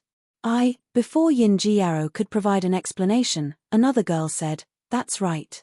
Do you know just how many girls in the capital look up to the second young sir? How could your lowly family possibly have a chance? When girls became unkind, their words became vicious." The sight of a group of girls gathered around to attack a weak girl was not one that any man could see and just watch from the side. Would the young misses please have some discretion? If my guess is correct, this young miss would be the daughter of Prime Minister Yin, right? Jiu Juji suddenly spoke up, and the girls who were acting high and mighty instantly became dazed. How could that be possible? You're Prime Minister Yin's daughter? I am. Before I could finish speaking, you cut me off.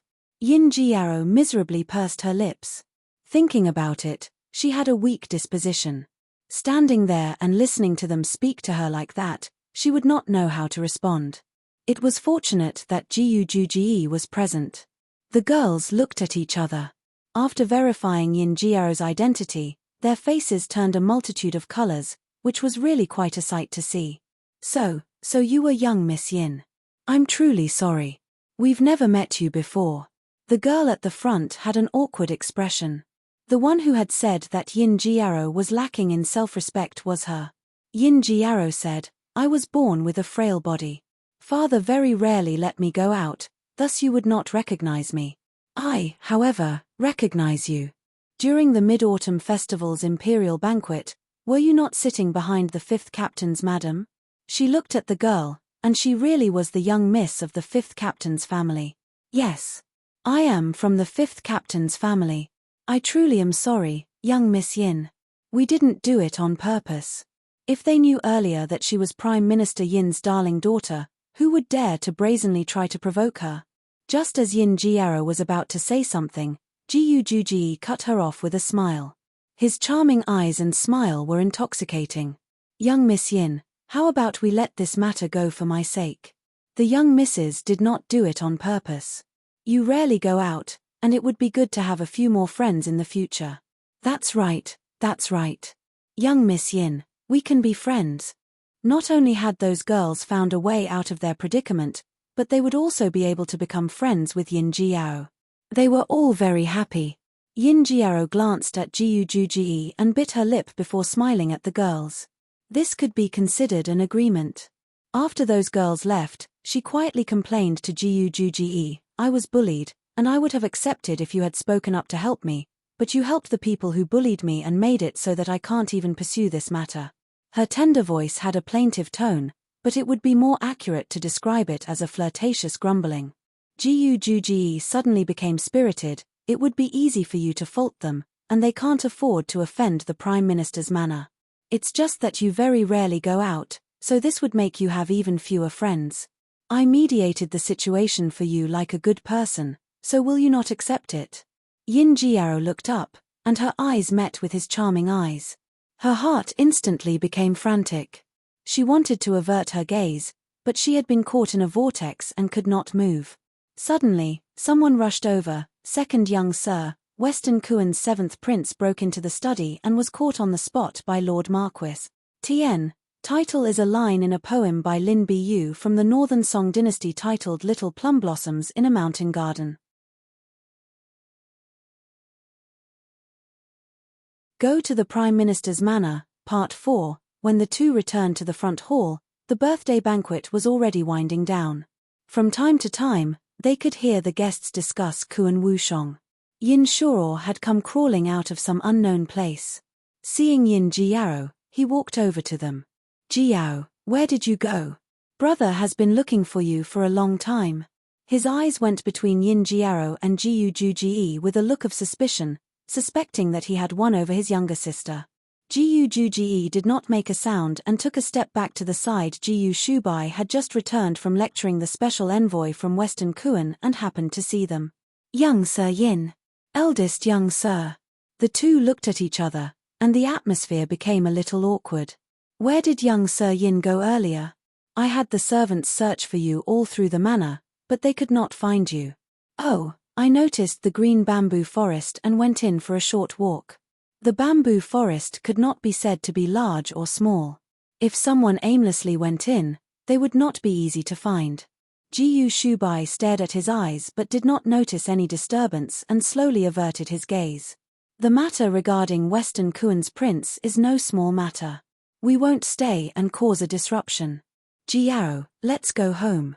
He cupped his hands to Jiyu Shubai and the others then bid farewell, leaving first. Yin Jiao looked at Jiyu Juji while feeling reluctant to part before quickly chasing after her brother. Second brother, you know the Yin family's young miss? This Yin Jiao looked very unfamiliar. It seemed that she very rarely went out. Eldest brother only pays attention to Yu Fu's matters. You very rarely inquire about the young misses from other families. Jiyu Juji turned his head to look for Jiyu Huijiang but was met with an inexplicable frown from Jiyu Shubai. No respect for your elders. The guests departed from the manor, and Emperor Ning sent a trusted aide to report to Jiyu Huijiang, saying that since nothing of importance had been stolen by Kuan Wushong, they would just leave it be. If they were just going to leave it be, then that was that. Jiyu Huijiang did not have any hopes that Emperor Ning would actually punish Kuan Wushong in any meaningful manner. Once he did punish him, it would be the same as provoking another war between the two countries, which would be falling into Western Kuan's trap. Kuan Wushong was given a lecture in the palace and also received an order that he was not to get close to Eastern Ling's military secrets.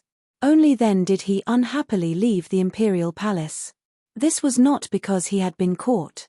It was because of what the guards of Marquis Gu's manor had said. Jiyu Huijiang had engaged Yu Fu to Jiyu Shubai. He might have acted on his own a little too much. With Yu Fu's status, was she someone who could be engaged based on his own desires? No, he would have to go to Marquis Gu's manor. Kai Gan had sent a carriage to wait for him at the palace's gate. Seeing him come out safe and sound, the members of Western Kuan's special envoy could not quite describe how they felt. They were afraid that if something happened to him, their own little lives might also come to an end.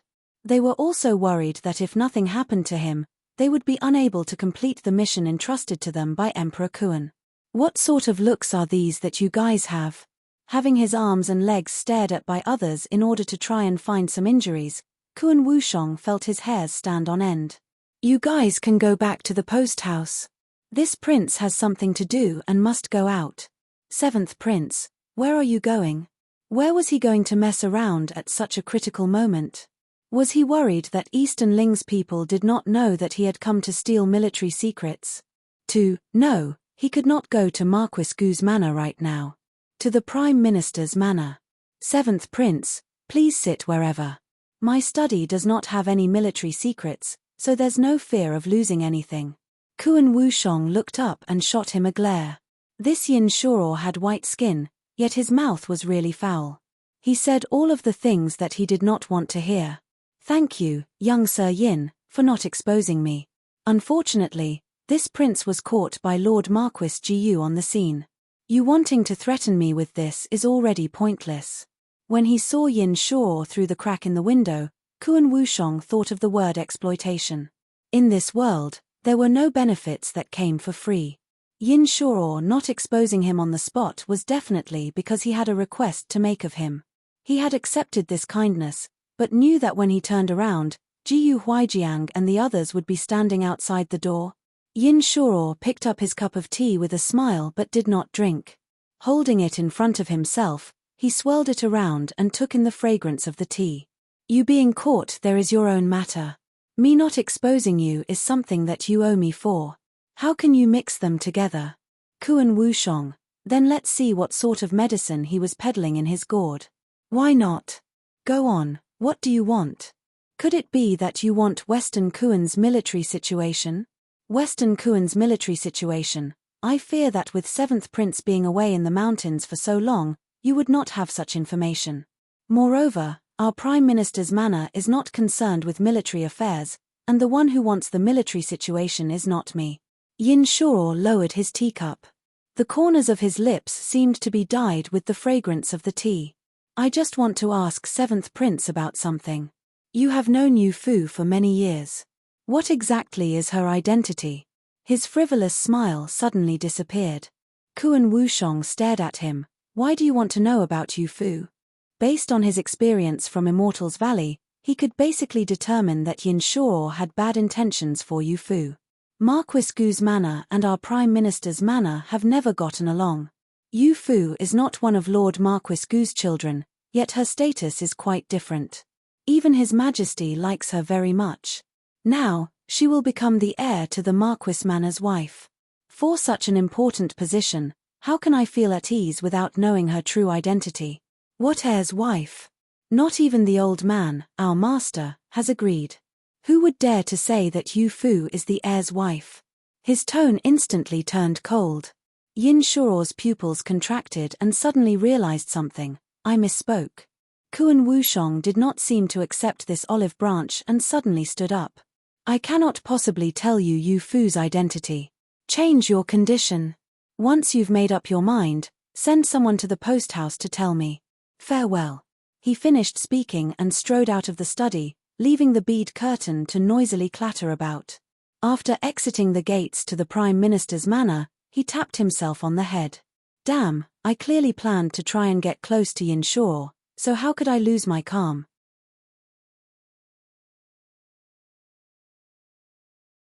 Kept in the Manor, Part 5, Yin Jiao only entered the study after seeing Kuan Wushong walk out. Eldest brother, are you all right? Kuan Wushong had left in a huff, but Yin Shuo was perfectly calm, to the point that it was impossible to tell what they had talked about. I'm fine.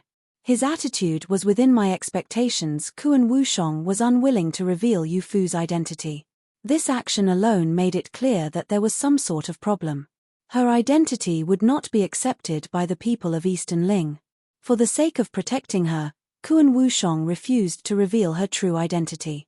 With Kuan Wushong's side falling through, you need to get a hold of Jiu Ge. I will, eldest brother. He seems to feel quite good about me. With some more time, I will have a grasp on him. Yin Shuo warned, he is different from other men.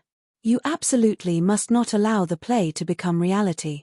Yin Jiao's face turned slightly red, as she lowered her head. What sort of thing is eldest brother saying? The sound of quick footsteps came from the outside. Eldest young sir, we brought that maidservant back. Do you wish to see her now? Bring her in. A flicker of light flashed in his eyes, and Yin Jiao asked out of curiosity, which maidservant is this? A maidservant who was expelled from Marquis Gu's manor and one who was among the first to serve Yu Fu. Yin Jiao nodded as if something had come to mind.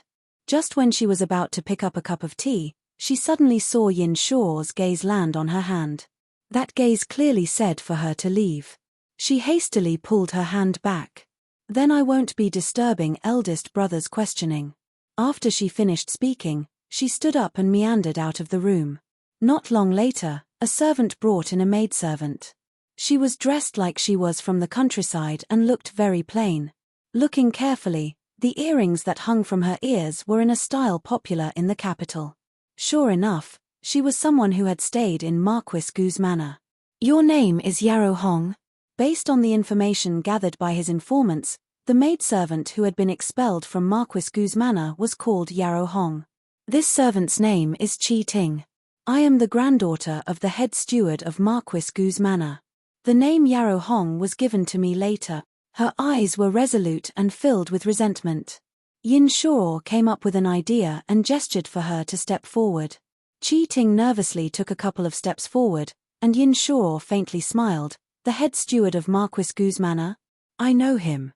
His surname is indeed Qi. Then what is your relation to his son, Qi Ju? Qi Ting joyously said, he is this servant's father. You are Qi Ju's daughter. Among the maidservants, you should have the highest standing. Who would dare to expel you from Marquis Gu's manor? Yin Shuo patiently questioned the defenseless Qi Ting and convinced her to reveal everything that happened. She was the one who clearly broke into the outer study, yet she insisted that I tricked her. She used a poison needle on me, leaving me unable to move, and Lord Marquis naturally believed everything that she said, thus he expelled me from the manor. Yin Shuo fell silent for a while, then nodded. Naturally, there would be some distorting of the facts by Qi Ting. He ignored some extraneous reasons and ended up with an understanding of the sequence of events. Then, having served her for so long, do you have any insights into her identity? Identity? She is a disciple of Immortals Valley. She's an immortal practitioner of poison. She also has a maidservant who has served her since childhood named Yarolan, who also came from Immortals Valley. Is young Sir Yin asking about this? Yarolan, Yaro Hong. It was no wonder Qi Ting hated Yu Fu so much. He shook his head. Aside from her coming from Immortals Valley, what else do you know? Could it be that Yu Fu had some other identity? Qi Ting shook her head, and sure enough, Yin Shuo revealed a look of disappointment. No, she was finally able to escape from the countryside and return to the capital. She did not want to go back. Like a piece of flint causing a spark, she suddenly recalled something and let out a cry. I remembered, young Sir Yin, Qi Ting suddenly said. On the day that I left Marquis Gu's manor, she had Yarolan bring me my things. At the time, I was feeling resentful and said some rude things. Yarolan saw that there was nobody else around and said that young Miss Yu Fu's status is something that only Princess Danyang could compete with. Princess Danyang? Connecting this to Kuan Wushong rushing out, he suddenly came up with a thought. That thought became clearer and clearer in his mind. Could it be that Yu Fu was a princess of Western Kuan? The people sent by the Prime Minister's manor to investigate in Immortals Valley could not even get through the main gates. They could only wander around the outside. They did not find out Yu Fu's identity, but they did find out that there was much interaction between Immortals Valley and Western Kuan, as many of the disciples in Immortals Valley were from Western Kuan. Thus the possibility of Yu Fu being Western Kuan's princess increased. Servant, go and see whether or not father is still in the outer study. I will be making a trip over. Yes, young sir. Yin Shuo suddenly stood up with his brow furrowed. He was completely different from the kind demeanor that he had when they first met, and Qi Ting just stood to the side in confusion. After a while, she tried her luck and said, Young Sir Yin, Marquis Gu's manners matters cannot be spread lightly. I told you all of these things, so you can't just leave me be, stupid woman. What sense was there in not discarding something that had been used up? The Prime Minister's manor was not a garbage dump that could tolerate just about any garbage. A look of abhorrence flashed through Yin Shuo's eyes. When he looked up, he had already managed to suppress it. Forget it, you can stay in the manor.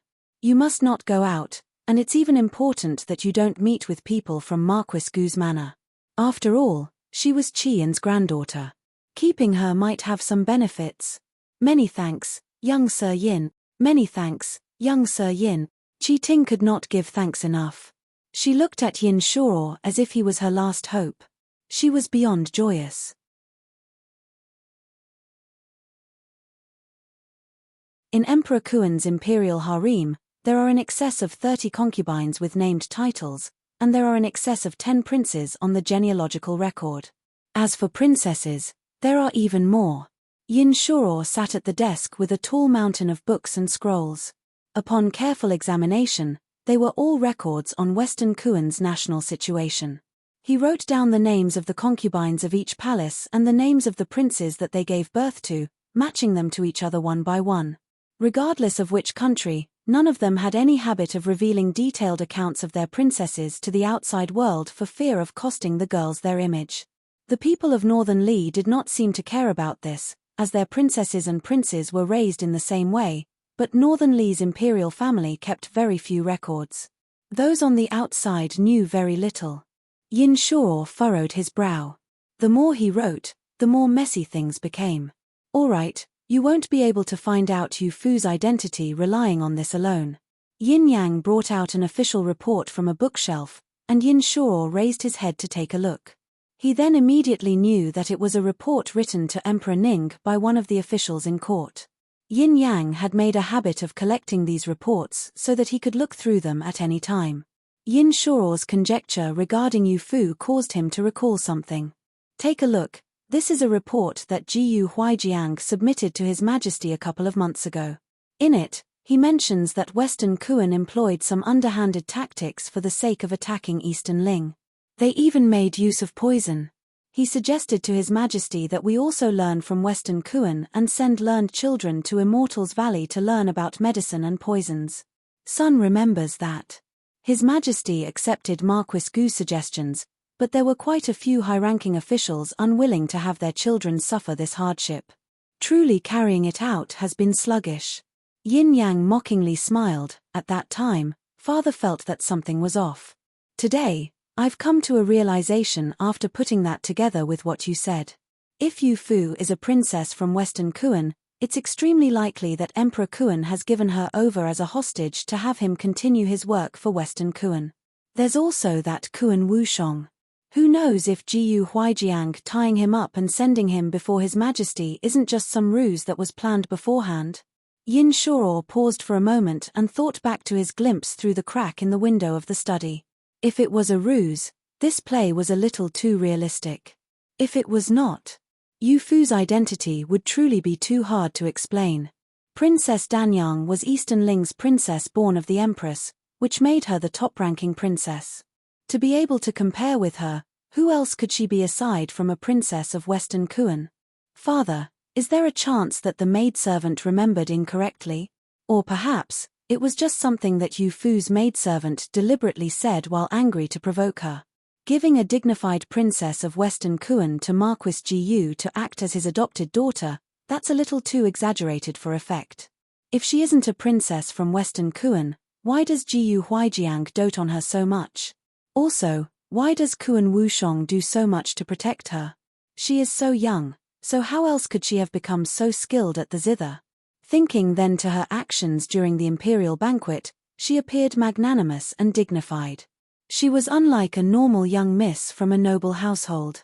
All signs pointed to her being a princess from Western Kuan.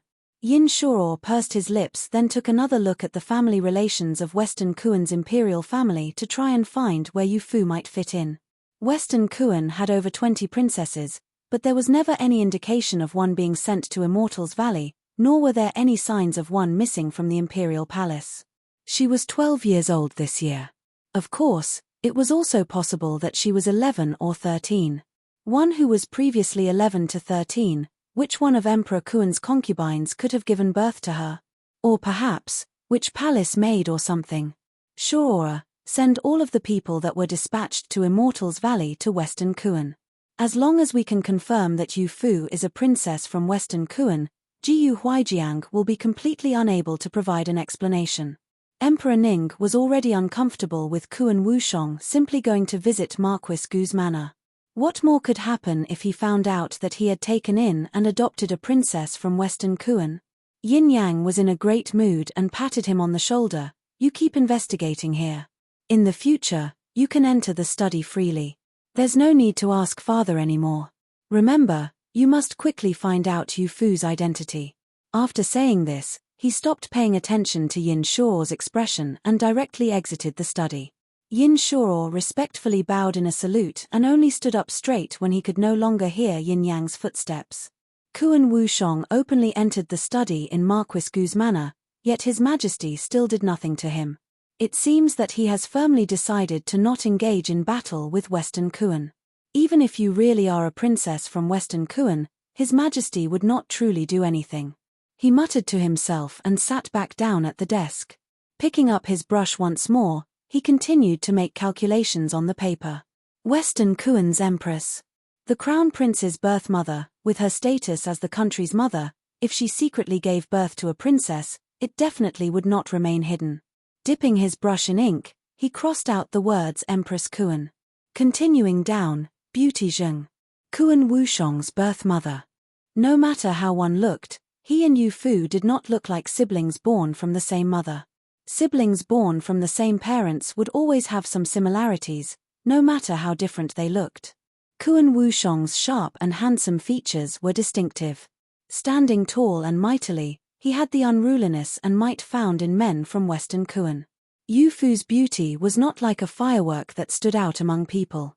She was refined and elegant like someone from an elegant place. The two of them were not at all alike. It was just like how he and Yin Jiao shared no similarities. Yin Shuo lifted his brush and froze for a moment, only bringing it back down after a long pause. The words Beauty Zheng were also crossed out in black ink.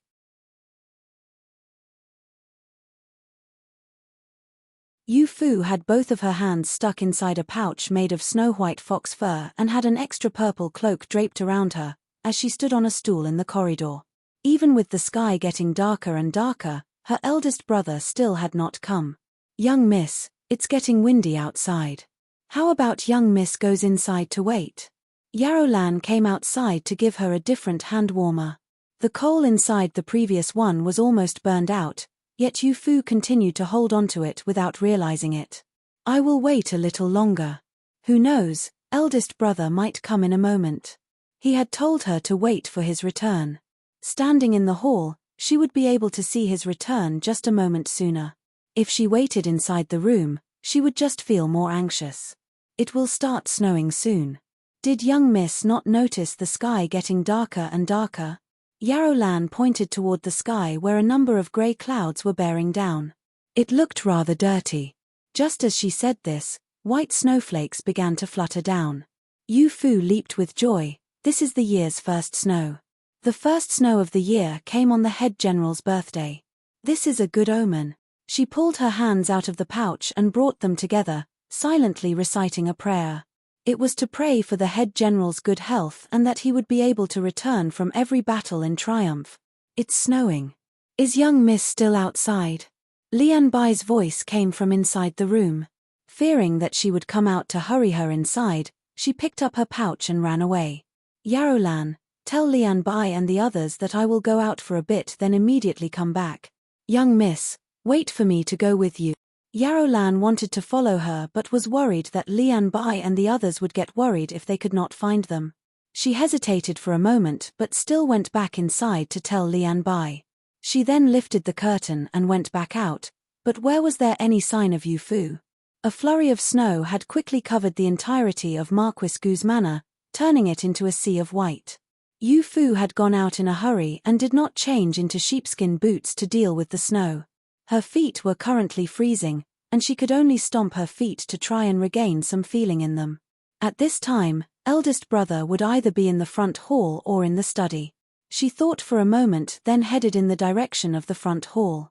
There was a thin layer of snow on the cobblestone path. Yu Fu raised her foot and tested it, leaving a shallow imprint in the snow. The snow was not deep, but it was enough to completely cover her foot. If she went this way, her feet would definitely get extremely cold. She covered herself tightly with the cloak's hood, even hiding her small face under the hood. With her head down, she advanced. Snowflakes landed on her head and shoulders. The purple and white contrasting with one another looked particularly nice. After just a couple of steps, she began to sway. This was bad. Normally, these cobblestones were not slippery, but on a snowy day, it became harder to walk. She spread her arms to maintain her balance, and the wind began to blow into her cloak. She had no time to notice the cold and tried to walk along the edge of the cobblestone path. The edge of the path was paved with limestone. It was both flat and prevented slips. Walking on it ensured that she would not fall. Unfortunately, her legs were not long enough. Just as she was about to reach the limestone, her body swayed, and her entire body fell back. A gentle laugh came from behind her, as someone grabbed a hold of her, allowing her to fall into their embrace. In the blustery field of white, two purple figures were merged together. It was impossible to tell whose clothes were caught on whose. Yu Fu struggled to prop herself up on his chest. Only then did she notice that Jiyu Shubai had been caught beneath her. Eldest brother? This was her first time seeing Jiyu Shubai in such a sorry state. He had been pushed down in the snow and had a hand on his chest to cope with the pain. Yu Fu looked at her snow-covered hand. Yuan, he was covering the hand that she used to prop herself up. Didn't we agree that you would wait for me? She really was naughty, running out on her own on a snowy day. I was waiting for you. I was standing in the corridor and waiting, but it suddenly started snowing, and Sister Lian Bai and the others were definitely going to hurry me inside, so I decided to run out on my own to look for you. Just waiting around was not in her personality. If Jiyu Shubai had some matter that he had to take care of, she could also go and visit him. You aren't hurt from the fall, right? Yu Fu looked up and dusted off some of the snow on his clothes. Jiyu Shubai lifted his cloak, bringing it above her head and making it momentarily dark. Don't stay here in the snow. Let's go and speak in the corridor. Your body is covered in snowflakes, yet you have the mind to worry about me. Why are your shoes wet too? He had Yu Fu sit on a bench in the corridor and thought to himself that if he had not seen her slip, how could he be willing to throw himself behind her at the cost of his image in her eyes? Looking from top to bottom, he finally noticed that her shoes were soaked from the snow, causing large patches of the light purple shoes to turn dark purple. When I came out, I forgot to change my shoes. It had not yet snowed this year, so the newly made sheepskin boots probably haven't been brought out yet. Jiyu Shubai slightly furrowed his brow. You've fallen into a river, and Imperial Physician's son has stated that you must not catch a cold. If she fell ill once more, Jiyu Huijiang would definitely feel guilty once more, saying that he did not know how to take care of a daughter. Is the inside wet?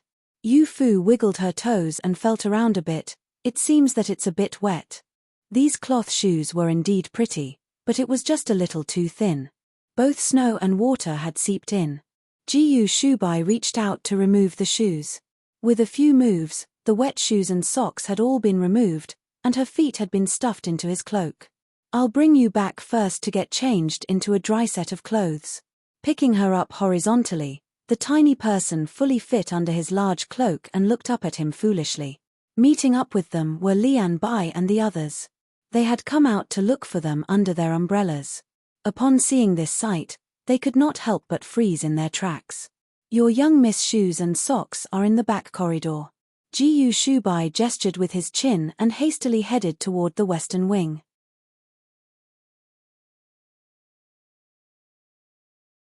Yu Fu's socks and shoes were placed on a drying rack near the brazier. Yarolan felt them and found that they were warm and toasty, thus she removed them to put them on Yu Fu. She had removed the cloak because it was warm inside the room, and there was no need for a pouch or hand warmer. She then dexterously ran out to see Jiyu Shubai. He was presently drinking tea while seated on a sofa in the outer room. Seeing Yu Fu look at him from the door but not come over for a long time, he waved to her. What are you standing there for? Are there flowers on my face? There aren't. Not only were there no flowers, but it looked a little strict. Yu Fu stood timidly before him but did not sit down on the sofa. She looked like a child who had done something wrong and was being punished by her teacher. He raised his head and looked around. Lian Bai and the others understandingly retreated. Yu Fu's small head hung low, as she stared at her feet. Do you know what I want to say to you? I do. Yu Fu counted on her fingers. Listen to instructions, wait when told to wait, and don't go mindlessly running around. When it snows, it's even more important to not carelessly go outside. I must change my shoes, take an umbrella, bring others with me, and I must not catch a cold. She was clearly organized and recalling each and every point. She was able to remember it but did not do it. Jiyu Shubai endured for a while but could not stop the corners of his lips from curling up. Unfortunately, Yu Fu currently had her head down while counting on her fingers, thus she did not see his expression. Eldest brother, I know that what I did was wrong. Don't be mad, all right? She had not done it on purpose. I am mad, but it's not because of this. Jiyu Shubai very rarely spoke to her with a serious expression. If it was not for this, then what was the reason? Before she could figure it out, Jiyu Shubai picked her up and placed her on the sofa. The warmth was so comfortable that she did not want to move. The floor is cold. You can take your time to think about it while sitting. Sitting cross-legged, Yu Fu casually pulled over a pillow and began mindlessly fiddling with it. Aside from her running out earlier, she did not seem to have done anything wrong, right? Jiyu Shubai's gaze landed on her hands. Her tender white fingers tugged at the pillow in her lap from time to time. The sight of this made him recall things in quick succession. He averted his gaze in an unnatural manner. Father arranged for you and me to be engaged. Why did you refuse? Huh? Yu Fu had an innocent expression. When did I refuse? I was saying that, master. She was all too eager for such a day to come. When she mistakenly believed that Madame Su said that she had arranged a marriage for her and Su Yunyang, her mind was racing with all kinds of thoughts. This included the head general forcefully taking Jiyu Shubai back. All of these thoughts had been considered. Who knew that, in an unexpected joyous situation, Madame Su and Jiyu Huijiang would actually reveal that it would be her and Jiyu Shubai. At that moment, she was already extremely happy, but she could not express it in front of outsiders. She could only smile foolishly. But why did he say that she had refused the engagement? Do you really not know, or are you pretending not to know? His finger was hooked under her chin. With a slight pull, her large and ignorant eyes flickered. He suddenly forgot what he was about to say, and his mind momentarily went blank. It seemed that she was telling the truth and really did not know. Jiyu Shubai gently explained, "Father announced that he wished to engage us in front of every noble family in the capital.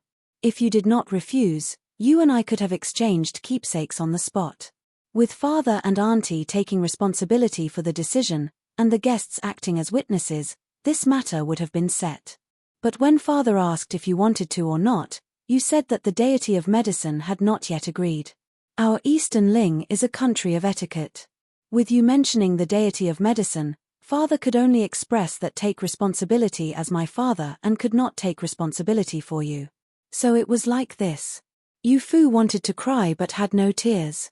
I didn't know that your Eastern Ling's rules were like that.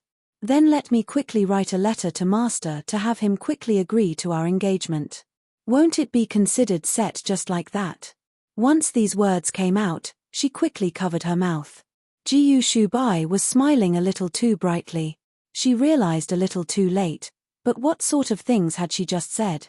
No good, too utterly shameless. Now eldest brother would definitely laugh at her.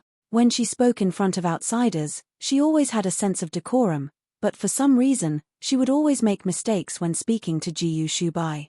If you don't like me, I will act as if I never heard it. He grabbed a hold of her hand, wanting to have her with him without ever worrying about saying the wrong thing.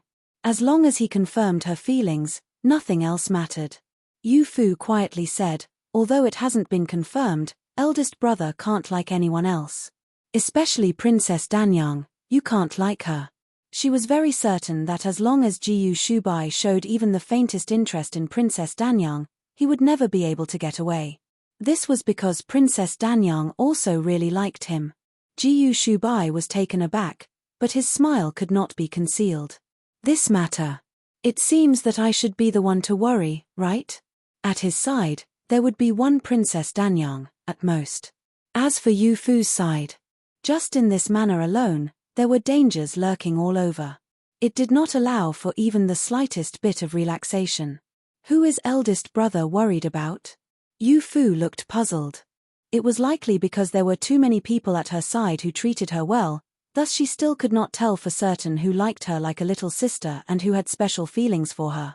Aside from the way Jiyu Shubai liked her, she did not mind how other people liked her. I'm not worried, and there's no need for you to worry. Those other men who got close to Yu Fu, he would sort them out one by one. Outside the window, the snow blew all over, as the north wind roared. Yu Fu infatuatedly gazed at his profile. Suddenly realizing what he meant, her eyes became crescents from her smile.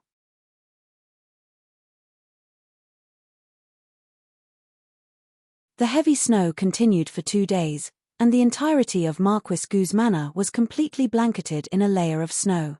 It was really pretty. A man with a cloak of silk and crane feathers walked slowly on the snow-covered ground. Behind him was a line of tidy footprints. His head was slightly lowered, as he seemed to be thinking about something. He did not even notice when a nearby pine tree shook. Behind the pine were 4 people squeezed together with snowballs in hand. When he gets here, throw them at him. Throw them at his face.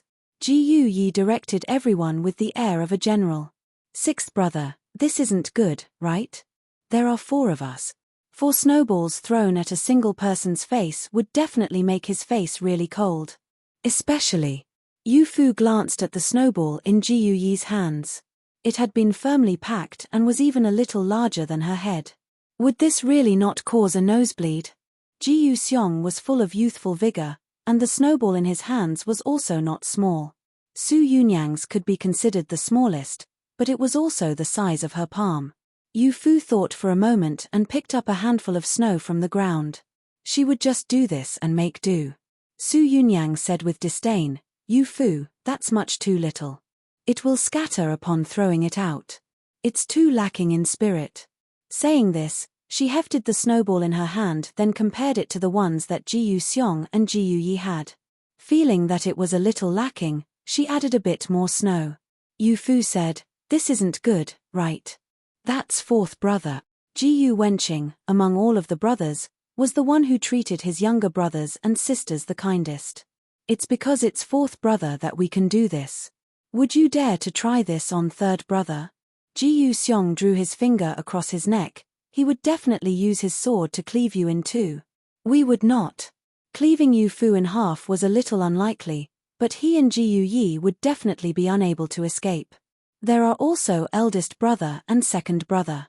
Would you dare do it to them? Yu Fu looked unconvinced. Jiyu Yi finished speaking and had already stepped out ahead of them.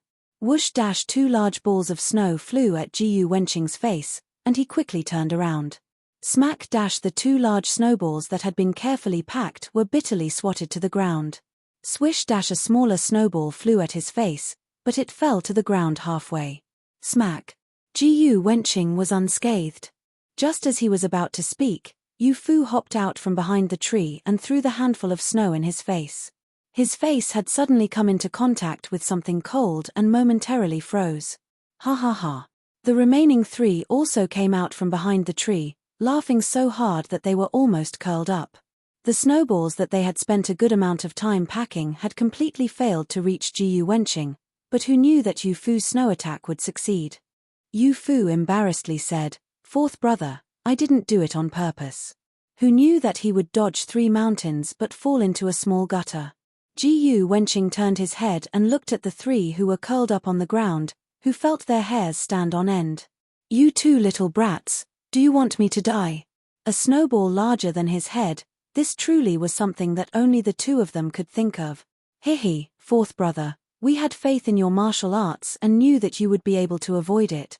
Jiyu Xiong and Jiyu Yi hastily began trying to remedy the situation. Fourth brother, what's wrong? Yu Fu felt that there seemed to be something on his mind.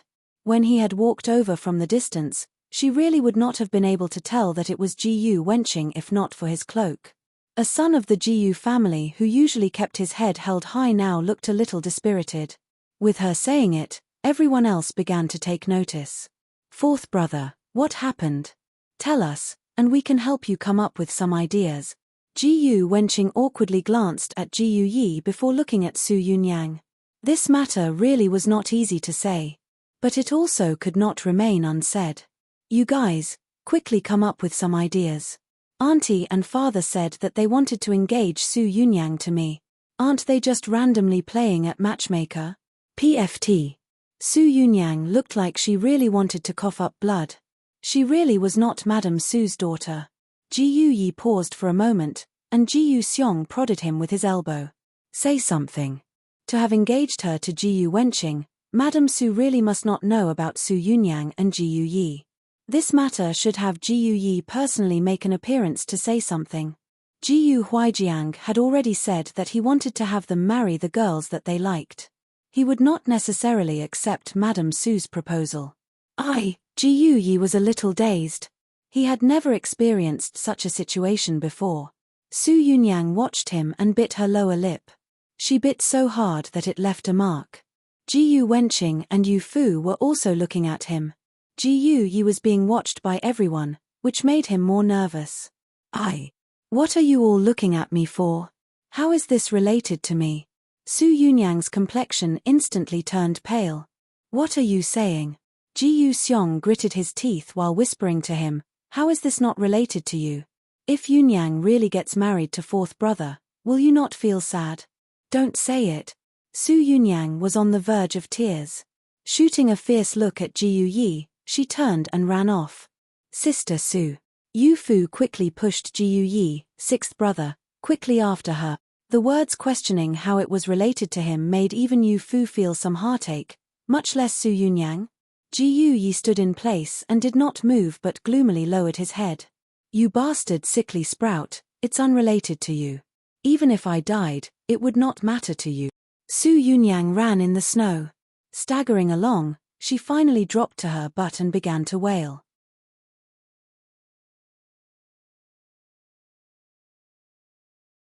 Is eldest brother inside?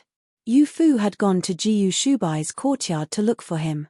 The one to come out was a young man with a dignified appearance in a military uniform. He saw Yu Fu and froze, then stammered, his inside. Very quickly, he cupped his hands and saluted her. He remained silent for a long time before saying, "Greetings, young madam." The members of the Jiyu family army referred to Jiyu Shubai as the young general, then this young madam. Her face instantly turned red. "Yang Zhen, don't spout nonsense." Jiyu Shubai strode out of his room and glanced at the man. "She's young Miss Yu Fu." The girls of Eastern Ling paid the most attention to their reputations. He had not yet married Yu Fu, thus addressing her in this way was not good for her. Yang Zhen raised his head. "Yes, greetings, young Miss Yu Fu. You are a great deal taller than before." Yu Fu loved it the most when others said that she had grown taller. "Really? You've met me before?" "I have. When young Miss was treating the head general's poisoning, I was also at the camp and saw young Miss a few times from the distance. It's just that I was not allowed to enter the main tent, thus young Miss never saw me." Jiyu Shubai said, "This is Yang Zheng. You should still remember General Yang, Yang Huaisha, right? Yang Zheng is his son." "Ah, so you were the son of General Yang's family." "General Yang is a very good person, and he took very good care of me while at the military camp."